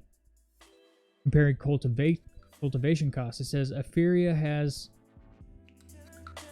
seen its cultivation cost increase, with its cash cost to produce dried cannabis rising to $1.43 per gram compared to the previous quarters of $1.35 a gram, and these are Canadian dollars. It's worrying that production costs have gone up this quarter as more cannabis company produces. To lower these costs should be operations become more efficient. However, a one-time increase for a single quarter isn't something to be overly concerned about unless it becomes a trend. Aurora, however, has more than surpassed Etheria as a low-cost producer, reporting a cash cost per gram of just 85 cents and a 25% reduction from the previous quarter of $1.14. Although Canopy Growth doesn't report its cost per gram in the same way that Etheria and Aurora Cannabis do, historically the company has been a higher cost producer than its competitors. Canopy reported inventory production cost of $86.3 million with a quarterly production output of 40,570 kilograms. This breaks down to approximately $2.12 cost per gram produced. Why is Etheria so cheap? It says, however, what truly makes Etheria such a compelling investment is extraordinarily cheap valuation. Etheria trades at 5.3 price to sell PS ratio, whereas its peers all trade at higher PS ratios. Here's another chart here, but I'm not going to, continue to read all the financial crap about this. But if you guys, like I said, if you're interested in just playing around with it, if they legalize, say that the MORE Act passes the Senate, which is highly unlikely just due to the cause, or just due to the fact that the Republicans are the majority in the Senate, and they tend to be more conservative than obviously liberals, and they're very conservative about this type of stuff. I don't necessarily think that it'll pass the Senate, but if it does pass the Senate, and these companies are allowed to import their cannabis into our country, you will probably see these stocks shoot up. I'm no stock expert, but if it were to happen, if they were to pass the MORE Act, it is a possibility that these stocks would increase, dramatically increase. Right now, I will tell you this: Aurora, just for one share of Aurora Cannabis, I think last time I checked today at closing was probably $2.70 a share. That's the cheapest. Now, Canopy is like $19, $20 per share.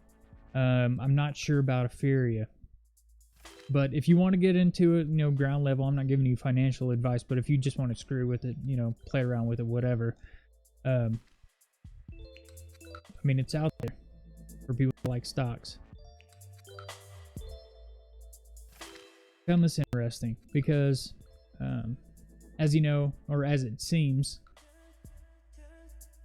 the internet seems to be owned more and more by corporations. It seems as we go further and further in our life that they seem that they have more pull and influence, not only them but also the media. So this article is about web inventor has an ambitious plan to take back the net. So there's been plans with other countries cutting their access, or not necessarily cutting it, but reducing certain governments' access or control of the internet and totally taking themselves outside of ours. There's also Elon Musk wanting to create his complete Wi-Fi grid with satellites that are getting in the way of astronomers right now. And you can have 5G Wi-Fi all over the country. So there will probably be more options out there in the future. But this article I just thought was interesting because of all the mass surveillance and crap that goes on with the internet, and this guy's idea of what he could possibly initiate in order to gain back control of the internet to the people. So it says, World Wide Web inventor Tim Berners-Lee released an ambitious rule book on online governance, a bill of rights and obligation for the internet, designed to counteract the growing prevalence of such anti-democratic positions and misinformation and mass surveillance and censorship. The product of years' work by the World Wide Web's foundation, where Berners-Lee is founding director, the quote contract of the web, seems commitments from governments and industry to make and keep knowledge freely available, a digital policy agenda, a true to design vision of a 30-year-old web. The contract is non-binding, however, and funders and partners in the endeavor include Google and Facebook, whose data collecting business models and sensation rewarding algorithms have been blamed for exacerbating online toxicity. We haven't had a fairly complex, fairly complete plan of action for the web going forward, Berners-Lee said in an interview. This is the first time we've had a rule book in which responsibility is being shared. For instance, the contract proposes a framework for protecting online privacy and personal data with clearly defined national laws that give individuals greater control over the data collected about them. Independent, well-resourced regulators would offer the public effective means for redress, and current laws and institutions don't measure up to that standard. Says Amnesty International just released a report charging that Google and Facebook's business models are predicated on the abuse of human rights. Berners-Lee nevertheless says that, quote, having them in the room is really important. He said both companies had approached the foundation seeking participation. Well, like I mentioned earlier in the other stuff, they spy for the government, basically.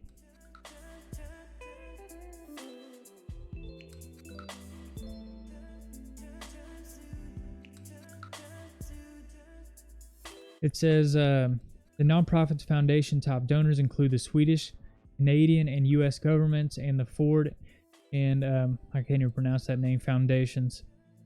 One of its biggest challenges is growing balkanization. Read ahead of myself of the internet with national governments led by China. Russia and Iran exerting increases technical control over their domestic network, tightening censorship and surveillance. The trend for balkanization is really worrying and it's extreme at the moment in Iran. And as you guys know, I read in another article that the information director in Iran shut off the internet, and I think the internet was down for 4 days, 72 hours, some crazy like that.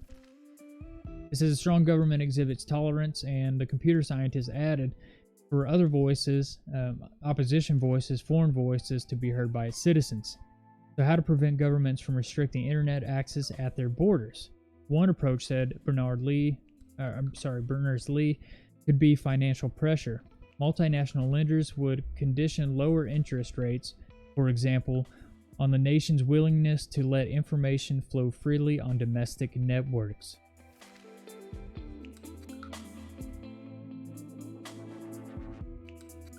So we'll see how that goes. That MK Ultra thing, I don't know. I might let my computer read it for you guys.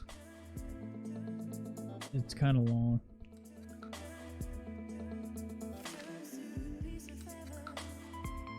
Like I said, if you are listening to this on the podcast, if you ever decide you want to watch live, you can join in and you can call in live. It's a lot better with a back and forth, with other people sharing their ideas, their philosophies, their opinions on things. It's a lot easier to do, to have this whole thing. Right now it's just me reading the news.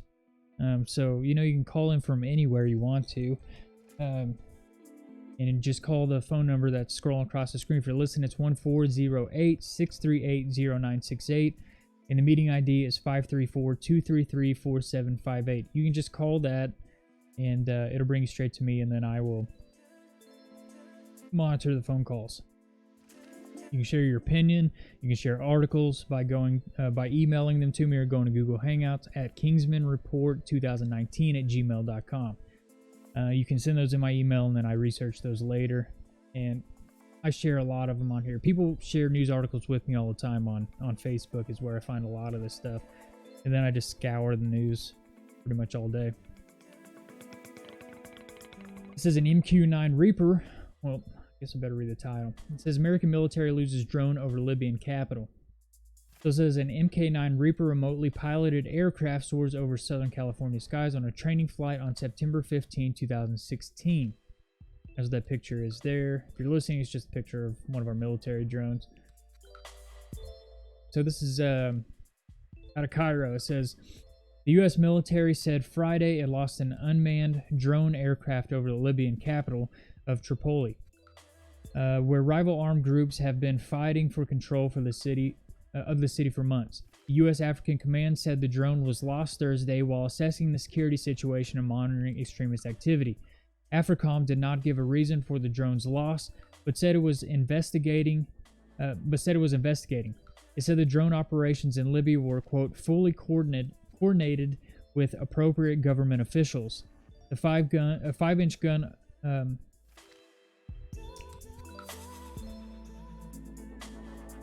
gonna read that part there. It says, since 2015, Libya has been divided between two governments. I also have another article on an area, same as over there. It says, since 2015, Libya has divided between two governments, one based on Tripoli and the other one in the country's east. Forces loyal to the eastern government have been trying to wrest control of the capital since April. And it says an Italian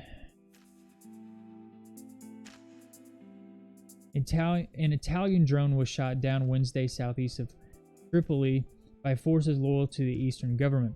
In September, the U.S. military said it carried out several airstrikes against the Islamic State group in Libya, killing more than 40 militants.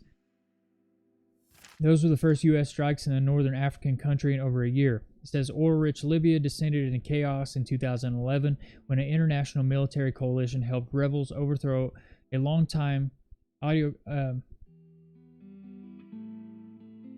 autocrat Muammar Gaddafi. Islamic extremists have exploited the chaos to expand their reach in the country. That's just a short article. I keep saying that they're probably going to see a war break out via proxy war.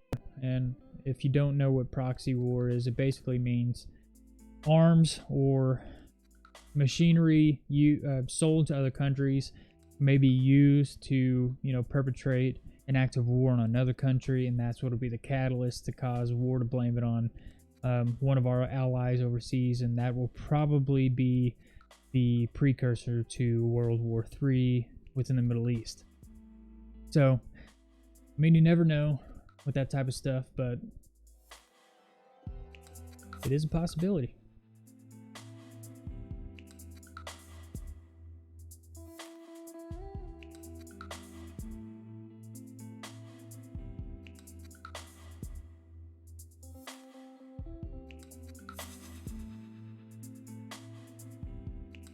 So I'm going to let the computer play this just because, and a lot of it is just, it's crazy.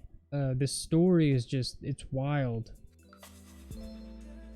And I didn't know that a lot of this happened here in this country. But I'm going to go ahead and just let the computer read it for you guys. And I'm going to step out and go to the restroom real quick. I call my computer Aria because she sounds exactly like Arya from Eagle Eye, the movie Eagle Eye. So I'm just going to let her read it, and it'll go across your screen there, and you guys will be able to hear this on the podcast. So I'm going to step out and go use the restroom real quick, and then I'm going to let her read this to you guys while I do that.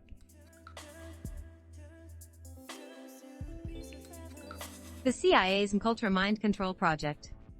6 on the night of July 4, 1954, San Antonio, Texas, was shaken by the rape and murder of a 3-year-old girl. The man accused of these crimes was Jimmy Shaver, an airman at the nearby Lackland Air Force Base, with no criminal record. Shaver claimed to have lost his memory of the incident. The victim, 3-year-old Cher Jo Horton, had disappeared around midnight outside the Air Force Base, where her parents had left her in the parking lot outside a bar. She played with her brother while they had a drink inside. When they noticed her missing, they formed a search party, Within an hour, the group came upon a car parked next to a gravel pit. Shaver's underwear was hanging from one of the car's doors. Shaver wandered out of the darkness. He was shirtless, covered in blood and scratches. Making no attempt to escape, he let the search party walk him to the edge of the highway. Bystanders described him as dazed and in a trance-like state. "What's going on here?" he asked. He didn't seem drunk, but he couldn't say where he was, how'd he gotten there, or whose blood was all over him. Meanwhile, the search party found Horton's body in the gravel pit. Her neck was broken, her legs had been torn open, and she'd been raped. Deputies arrested Shaver. At 29, he was recently remarried with 2 children, and no history of violence. He'd been at the same bar Horton had been abducted from, but he'd left with a friend, who told police that neither of them was drunk, though Shaver had seemed high on something. Before deputies could take Shaver to the county jail, a constable from another precinct arrived with orders from military police to assume custody of him. Around 4 that morning, an Air Force marshal questioned Shaver, and 2 doctors examined him, agreeing he wasn't drunk. One later testified that he probably was not normal. He was very composed outside, which I did not expect him to be under these circumstances. He was released to the county jail and booked for rape and murder. Investigators interrogated Shaver through the morning. When his wife came to visit, he didn't recognize her. He gave his first statement at 10:30 a.m., adamant that another man was responsible.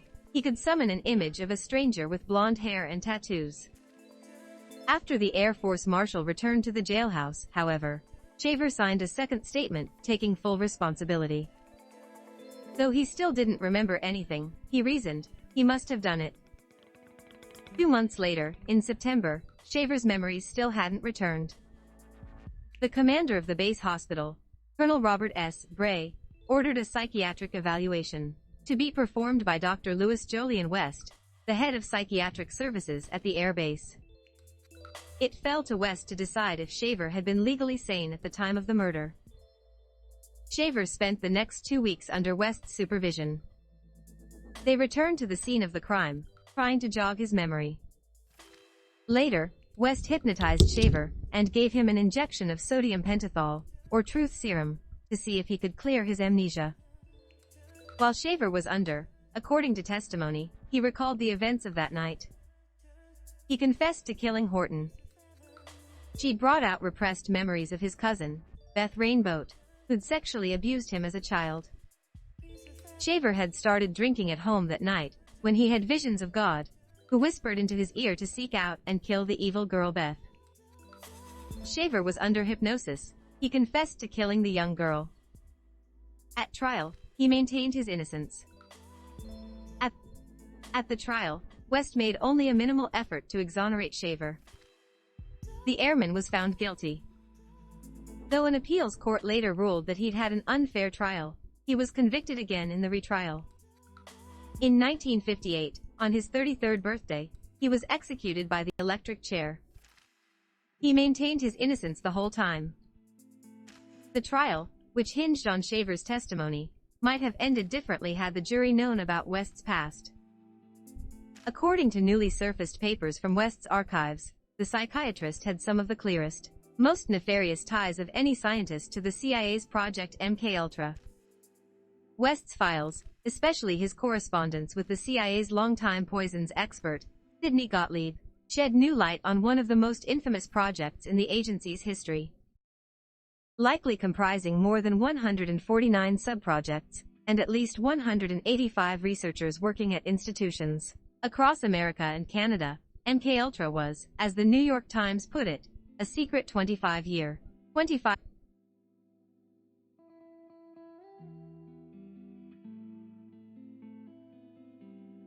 million effort by the CIA to learn how to control the human mind.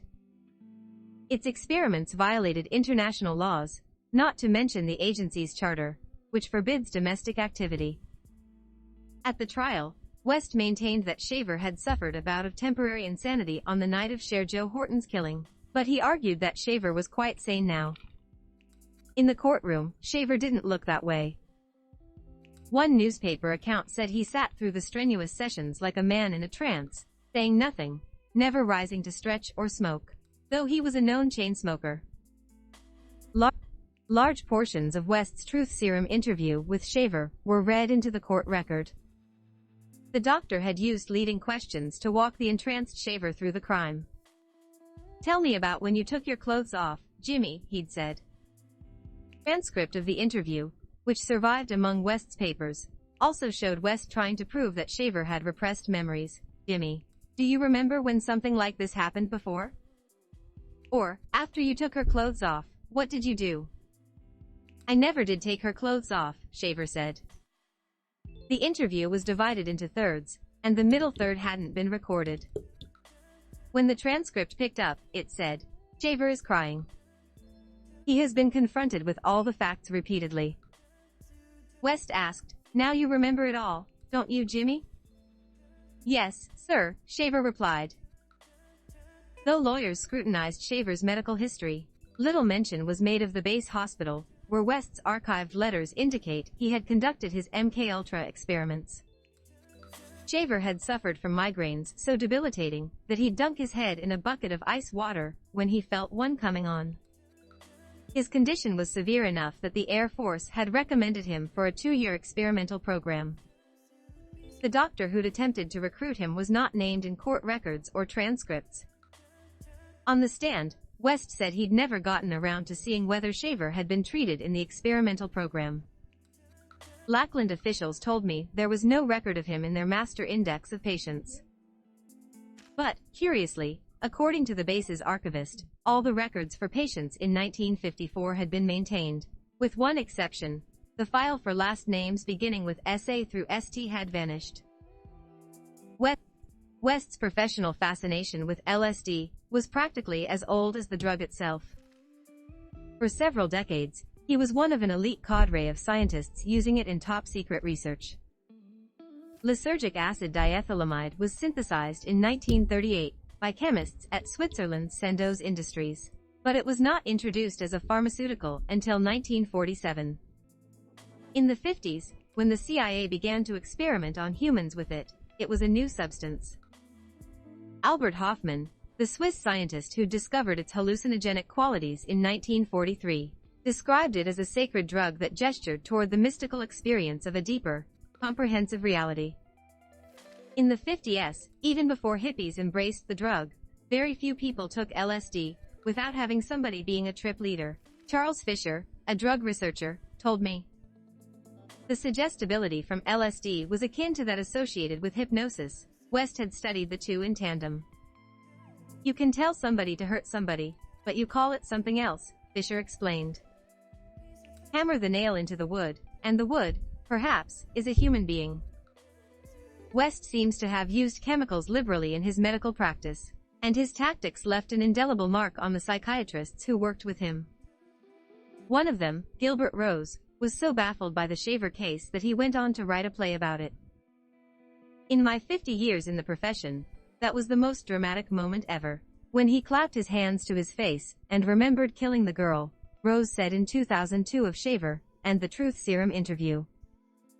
But Rose was shocked when I told him that West had hypnotized Shaver in addition to giving him sodium pentothal. Hypnotism, he said, was not part of the protocol for the interview. He'd also never known how West had found out about the case right away. "We were involved from the first day," Rose recalled. "Jolly phoned me the morning of the murder. He initiated it." West claimed he was in the courtroom the day Shaver was sentenced to death. Around this time, he became vehemently opposed to capital punishment. Did he know his experiments might have led to the execution of an innocent man and the death of a child? If his correspondence with CIA head of MKUltra Gottlieb, predating the crime by just a year, had been presented at trial, would the outcome have been the same? Almost as soon as they had access to it, government scientists saw LSD as a potential Cold War miracle drug.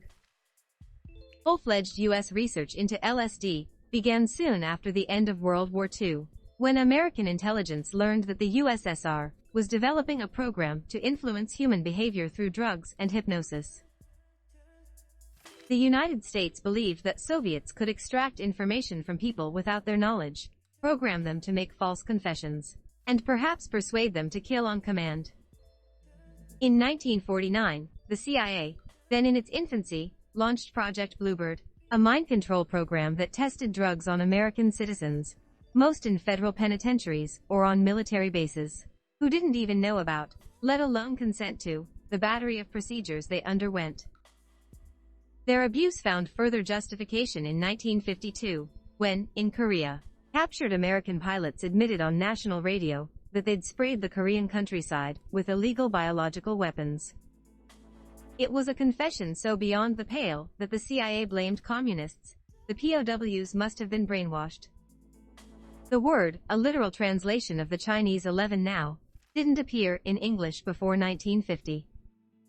It articulated a set of fears that had coalesced in post-war America, that a new class of chemicals could rewire and automate the human mind.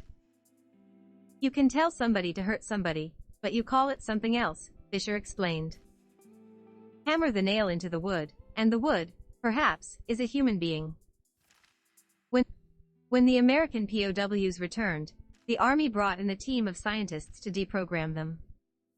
Among those scientists was West.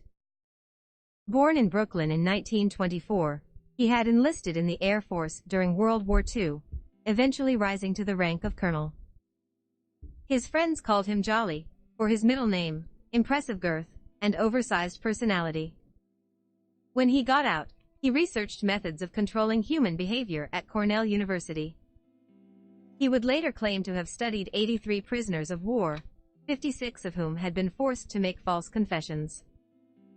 He and his colleagues were credited with reintegrating the POWs into Western society, and, maybe more important, getting them to renounce their claims about having used biological weapons.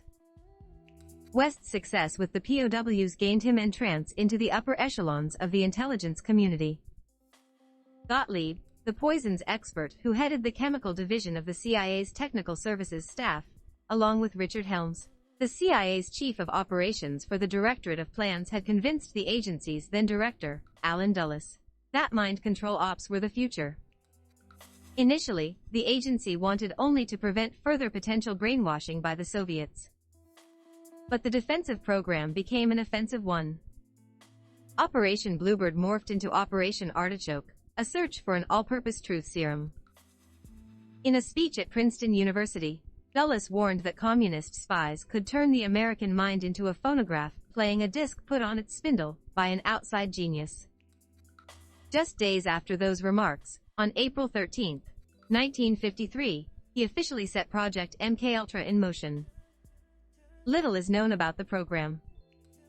After Watergate, Helms, who by that time was CIA director, ordered Gottlieb to destroy all MKUltra papers. In January 1973, the technical services staff shredded countless documents describing the use of hallucinogens.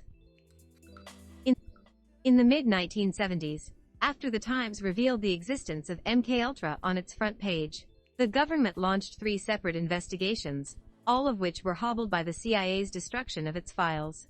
Vice President Nelson Rockefeller's Commission on CIA Activities within the United States, 1975. Senator Frank Church's Senate Select Committee to study governmental operations with respect to intelligence activities, 1975-6, and Senators Edward Kennedy and Daniel Inouye's Joint Senate Select Committee hearings on Project MKUltra, the CIA's program of research in behavioral modification, 1977. When records were available, they were redacted. When witnesses were summoned to testify before Congress, they were forgetful. We do know the project's broadest goal was to influence human behavior. Under its umbrella were at least 149 subprojects, many involving research on unwitting participants. Gottlieb, whose aptitude and amorality earned him the nickname the Black Sorcerer, developed gadgetry straight out of schlocky sci-fi. High-potency stink bombs, swizzle sticks laced with drugs, exploding seashells, poison toothpaste. Having persuaded an Indianapolis pharmaceutical company to replicate the Swiss formula for LSD, the CIA had a limitless domestic supply of its favorite new drug. The agency hoped to produce couriers who could embed hidden messages in their brains, to implant false memories and remove true ones in people without their awareness, to convert groups to opposing ideologies, and more. The loftiest objective was the creation of hypno-programmed assassins. The most sensitive work was conducted far from Langley, farmed out to scientists at colleges, hospitals, prisons, and military bases all over the United States and Canada. The CIA gave these scientists aliases, funneled money to them, and instructed them on how to conceal their research from prying eyes, including those of their unknowing subjects. Their work encompassed everything from electronic brain stimulation, to sensory deprivation, to induced pain and psychosis. They sought ways to cause heart attacks, severe twitching, and intense cluster headaches. If drugs didn't do the trick, they'd try to master ESP, ultrasonic vibrations, and radiation poisoning. One project tried to harness the power of magnetic fields. MKUltra was so highly classified that when John McCone succeeded Dulles as CIA director late in 1961, he was not informed of its existence until 1963. Fewer than half a dozen agency brass were aware of it at any period during its 20-year history. West headed the psychiatry department at UCLA and the school's renowned neuroscience center until his retirement in 1988. One day, among a batch of research papers on hypnosis in West's archives there, I found letters between West and his CIA handler, Sherman Grifford, the cover name, according to John Marks's The Search for the Manchurian Candidate, for Sidney Gottlieb. West, who had once written to a magazine editor that he had never worked for the CIA, had in fact worked closely with the agency's black sorcerer himself. The letters picked up midstream, with no prologue or preliminaries. The first was dated June 11, 1953, a mere 2 months after MKUltra started, when West was chief of the psychiatric service at the air base at Lackland. Who would the guinea pigs be? West listed 4 groups: basic airmen, volunteers, patients, and others, possibly including prisoners in the local stockade.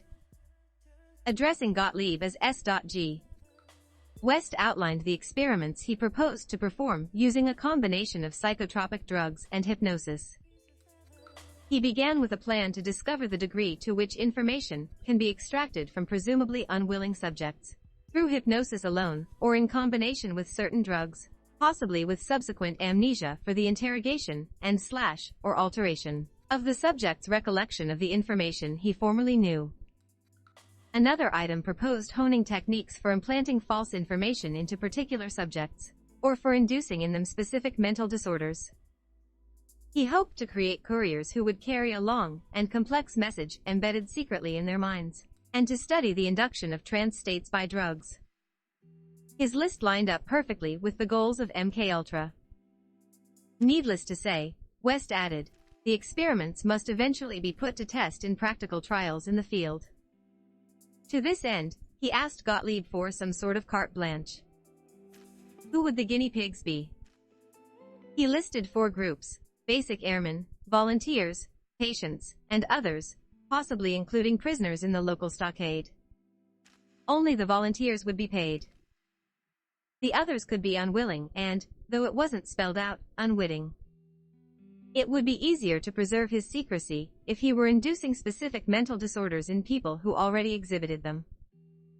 Certain patients requiring hypnosis in therapy, or suffering from dissociative disorders, trances, fugues, amnesias, etc., might lend themselves to our experiments. Official investigations into MKUltra yielded little information about its subjects, but West's letter suggests that the program cast a wide net. Gottlieb's reply came on letterhead from Chemerfil Associates, a front company he used to correspond with MKUltra subcontractors. My good friend, he wrote, I had been wondering whether your apparent rapid and comprehensive grasp of our problems could possibly be real. You have indeed developed an admirably accurate picture of exactly what we are after. For this I am deeply grateful. Gottlieb saluted his new recruit. We have gained quite an asset in the relationship we are developing with you. West returned the camaraderie. It makes me very happy to realize that you consider me an asset, he replied. Surely there is no more vital undertaking conceivable in these times. In 1954, around the same time as Cher Joe Horton's murder, West began to split his time between Lackland and the University of Oklahoma School of Medicine, where he would lead the psychiatry department. West had told his prospective employer that his Lackland duties were purely clinical, and that he'd been doing no research, classified or otherwise, and he asked the board of directors at Oklahoma for permission to accept money from the Geschichter Fund for medical research, which he called a nonprofit private research foundation. In fact, as the CIA later acknowledged, Geschichter was another of Gottlieb's fictions, a shell organization enabling him. In 1956, West reported back to the CIA that the experiments he'd begun in 1953 had at last come to fruition. In a 1956 paper titled The Psychophysiological Studies of Hypnosis and Suggestibility, he claimed to have achieved the impossible. He knew how to replace true memories with false ones in human beings without their knowledge. Without detailing specific incidents, he put it in layman's terms. It has been found to be feasible to take the memory of a definite event in the life of an individual and, through hypnotic suggestion, bring about the subsequent conscious recall to the effect that this event never actually took place, but that a different, fictional, event actually did occur. He'd done it, he claimed, by administering new drugs effective in speeding the induction of the hypnotic state, and in deepening the trance that can be produced in given subjects. At the National Security Archives in D.C., I found the version of the psychophysiological studies of hypnosis and suggestibility that the CIA turned over to Senators Kennedy and Inouye in 1977. West's name and affiliation were redacted, as expected. But the CIA's version was also shorter and watered down in comparison. West's document was 14 pages. This one was 5, including a cover page.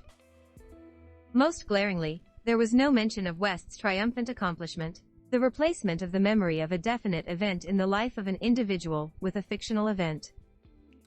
One passage, not in West's original, claims the CIA never used LSD in studies at all, the effects of LSD and other drugs upon the production, maintenance, and manifestations of dissociated states has never been studied. West, of course, had studied those effects for years. But when it came to elaborate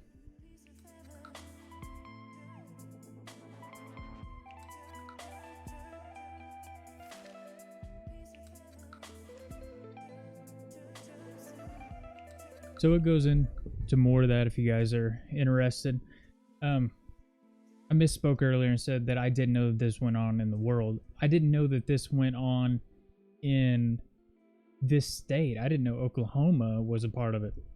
But aside from that fact, we're way beyond MK Ultra. We're way beyond that.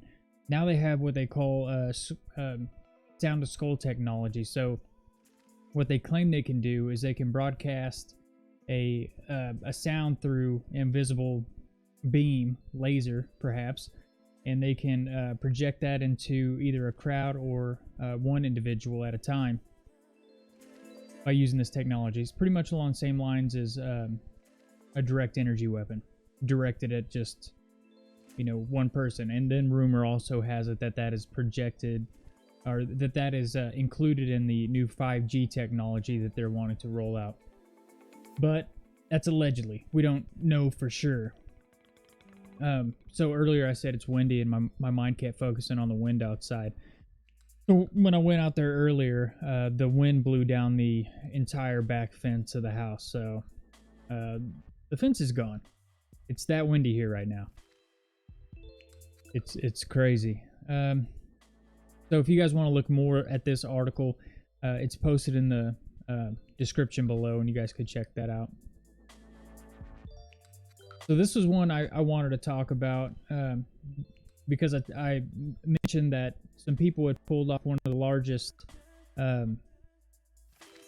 it's in the thumbnail, someone pulled off one of the largest heists in history. So whoever these guys were, to me it has to be an inside job.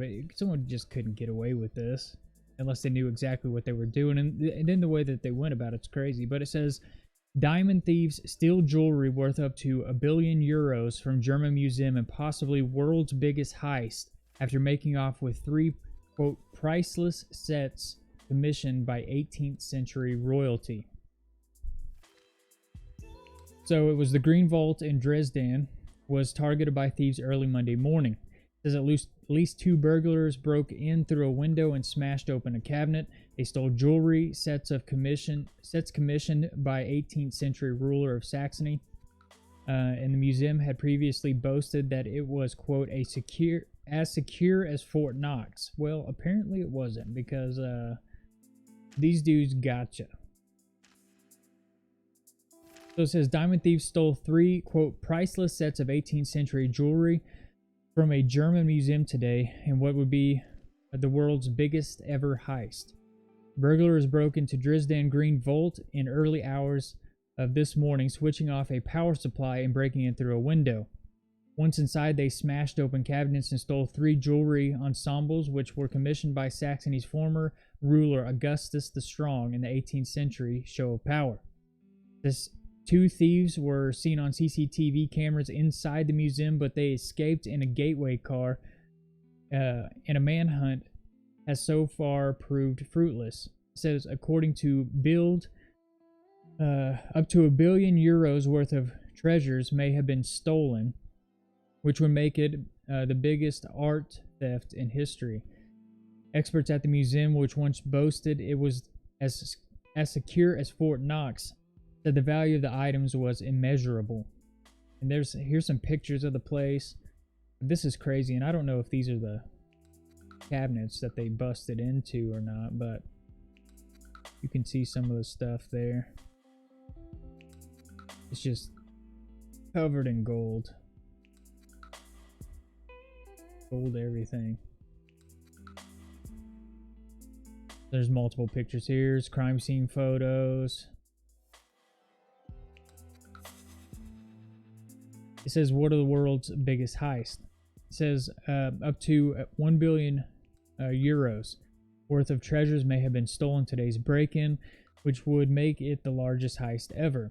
It would surpass a series of other famous thefts, including thefts of the Mona Lisa in Paris, $700 million at today's price. Gardner Museum, Boston, $500 million. Hatton Garden, London, estimate is $200 million. Nazi theft, Dale Block Bauer, $135 million. The Scream, Oslo, $120 million. A diamond heist in Antwerp, $100 million.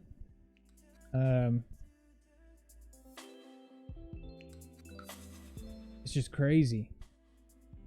Some more photos here. Get to the part where it says how they did all this. It says broken diamonds may be stolen diamonds may be broken up and sold. This place looks fairly secure as far as everything goes on that. So it says the museum also houses include a 25-inch figure of Moor studded with emeralds and 648-carat sapphire gifted by Tsar Peter I of Russia at a meeting in 1698. Other valuable items include a jewel-studded sculpture of Indian royal court made out of gold, silver, enamel, precious stones, and pearls. Another is 1701 golden coffee service by court jeweler Jonathan Melchior Dillinger, decorated with lounging cherubs. In 2010, then museum director Martin Roth boasted in an interview with Die Welt that the Green Vault was as secure as Fort Knox. Roth explained how the vault was protected by, quote, invisible security system, but warned the biggest danger was information leaking out from inside. The collection dates back to 1723, while the Dresden Royal Palace, which houses it, was first built in 1533 as the home for the electors and later kings of Saxony. The Green Vault gets its name from the green-colored columns and decoration in some of the rooms.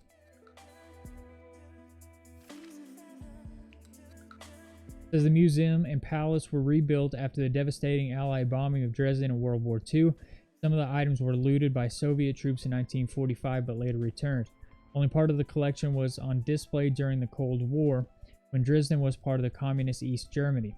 However, the museum was extensively rebuilt in the 2000s, and two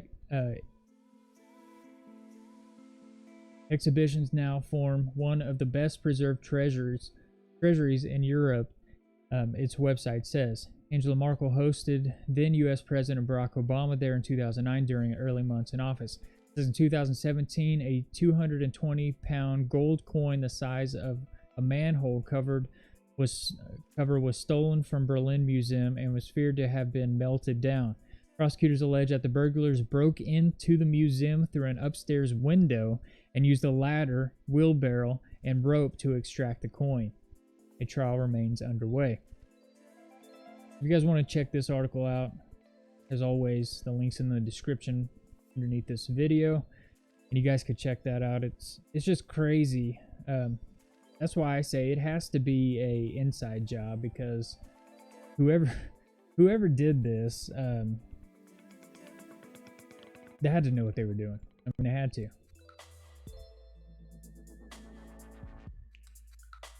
So, been on here, what, 2.5 hours?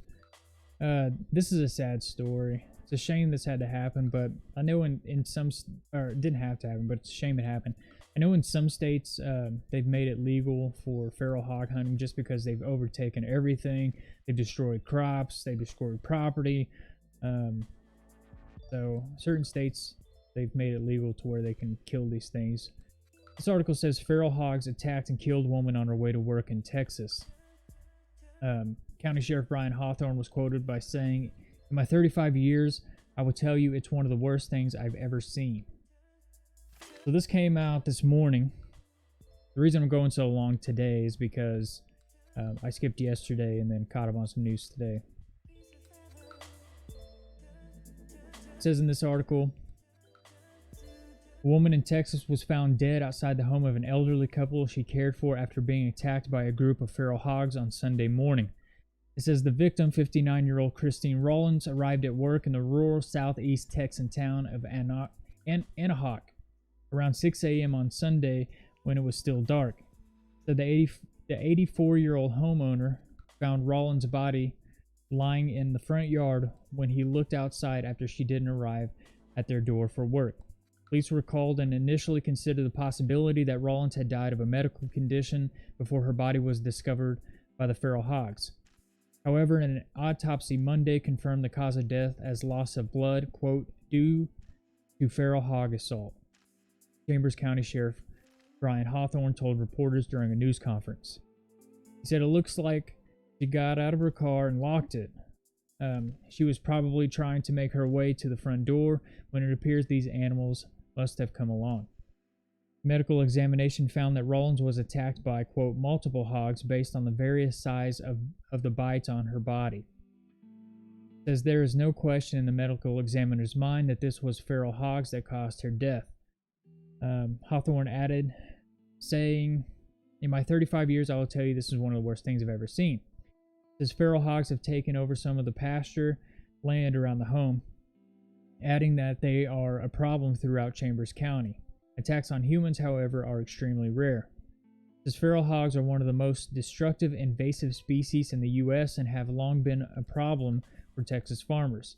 The hogs cause roughly $1.5 billion in damage each year, according to the U.S. Department of Agriculture, tearing up crops and property, eating endangered species, and spreading disease to livestock and humans. The USDA estimated there are about 6 million hogs across the U.S. and approximately half of them live in Texas. Sad.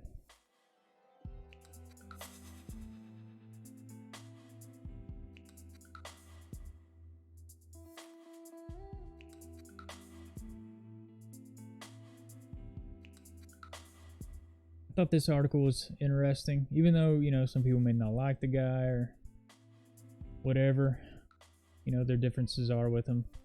It says Trump donates third quarter salary to help fight the opioid crisis. It says President Donald Trump is donating his third quarter salary to to help tackle the nation's opioid epidemic.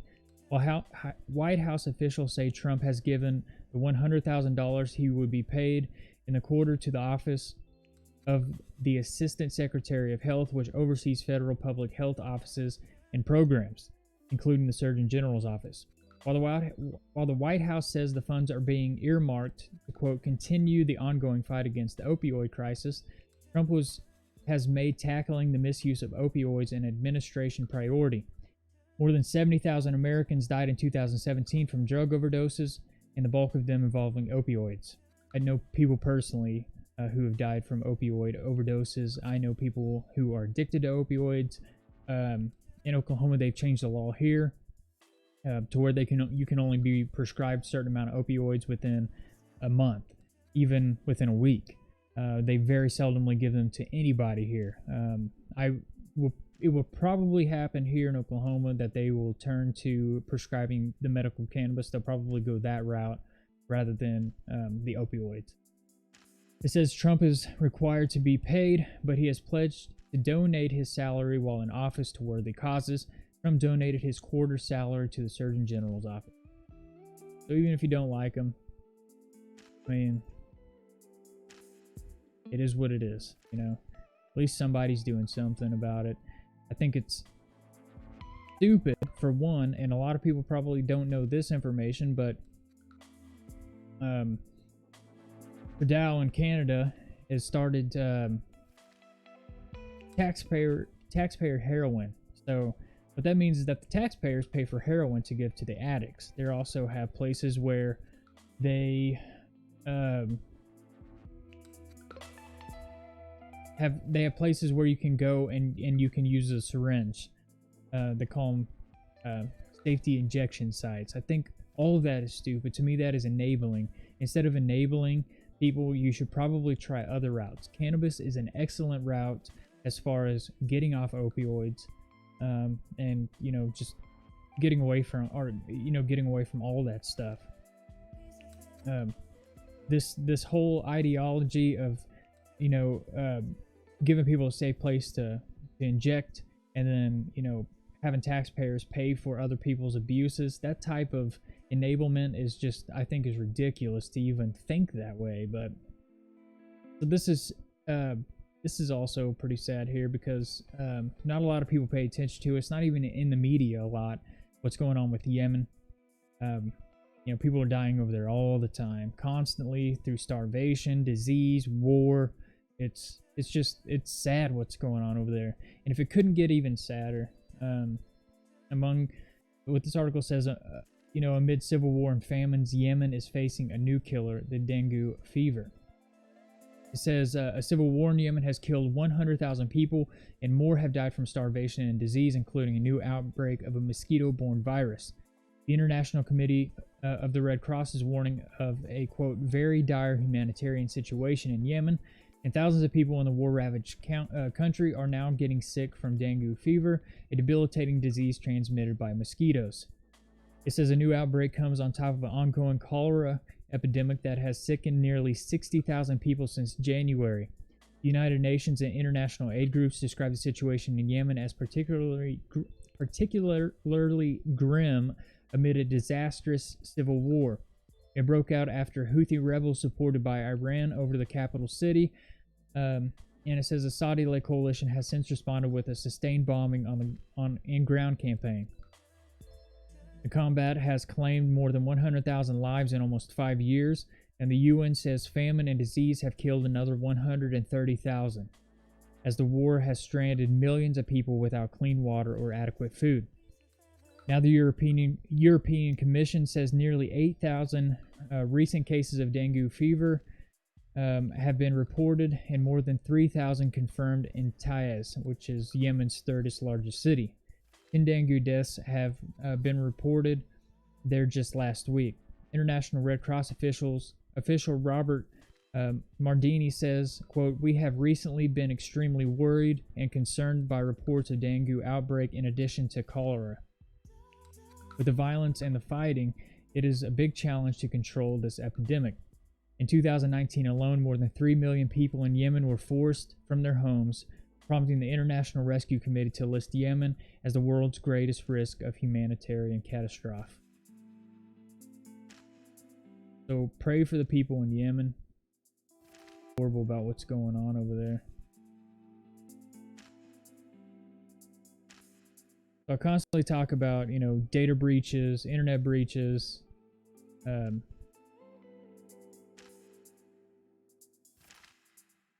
This article says it's bad enough that the bad guys are getting more sophisticated with their schemes to steal your personal information.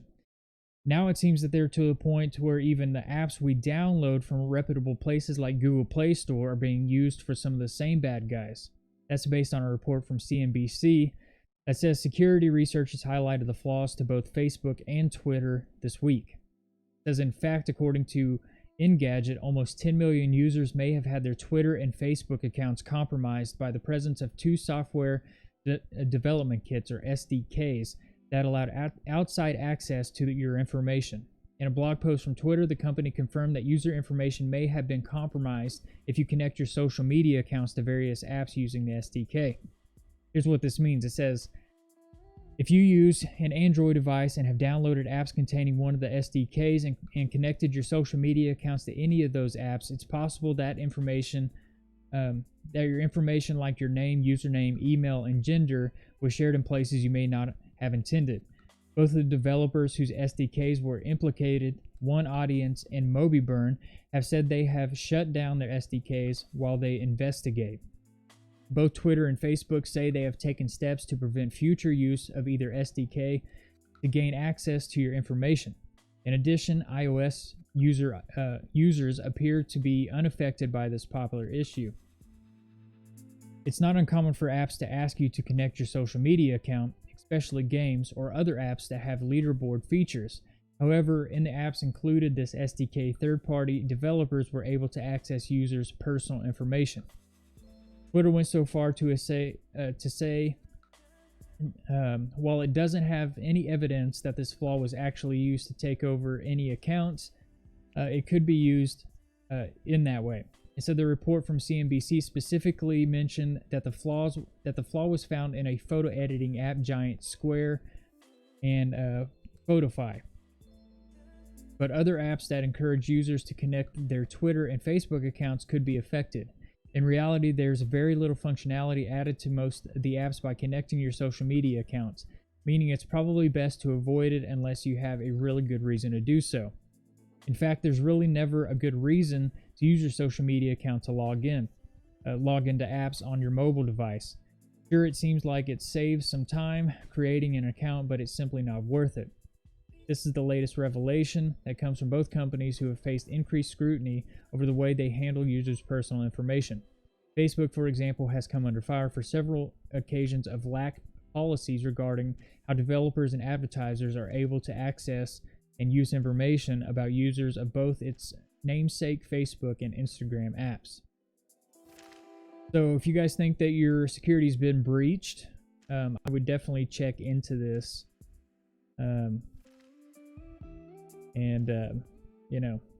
Do what you got to do to get all that figured out.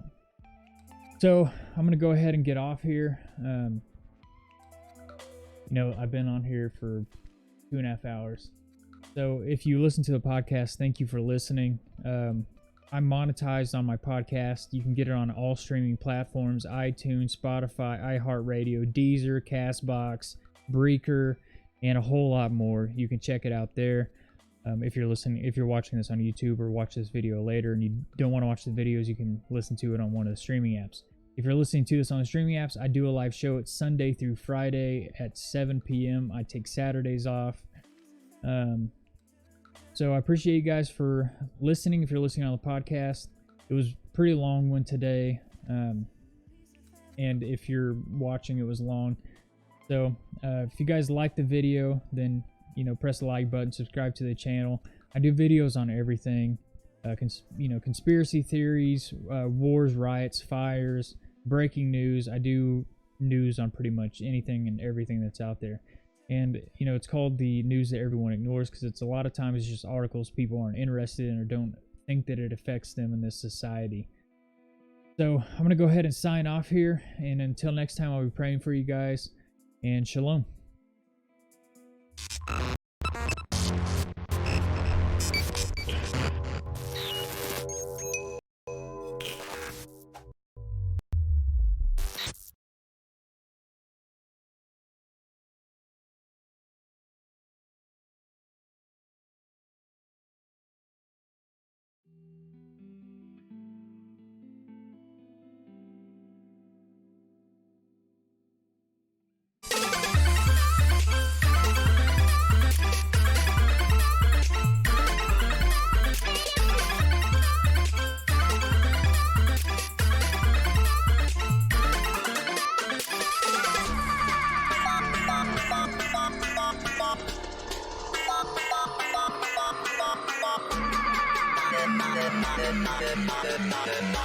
Thank you.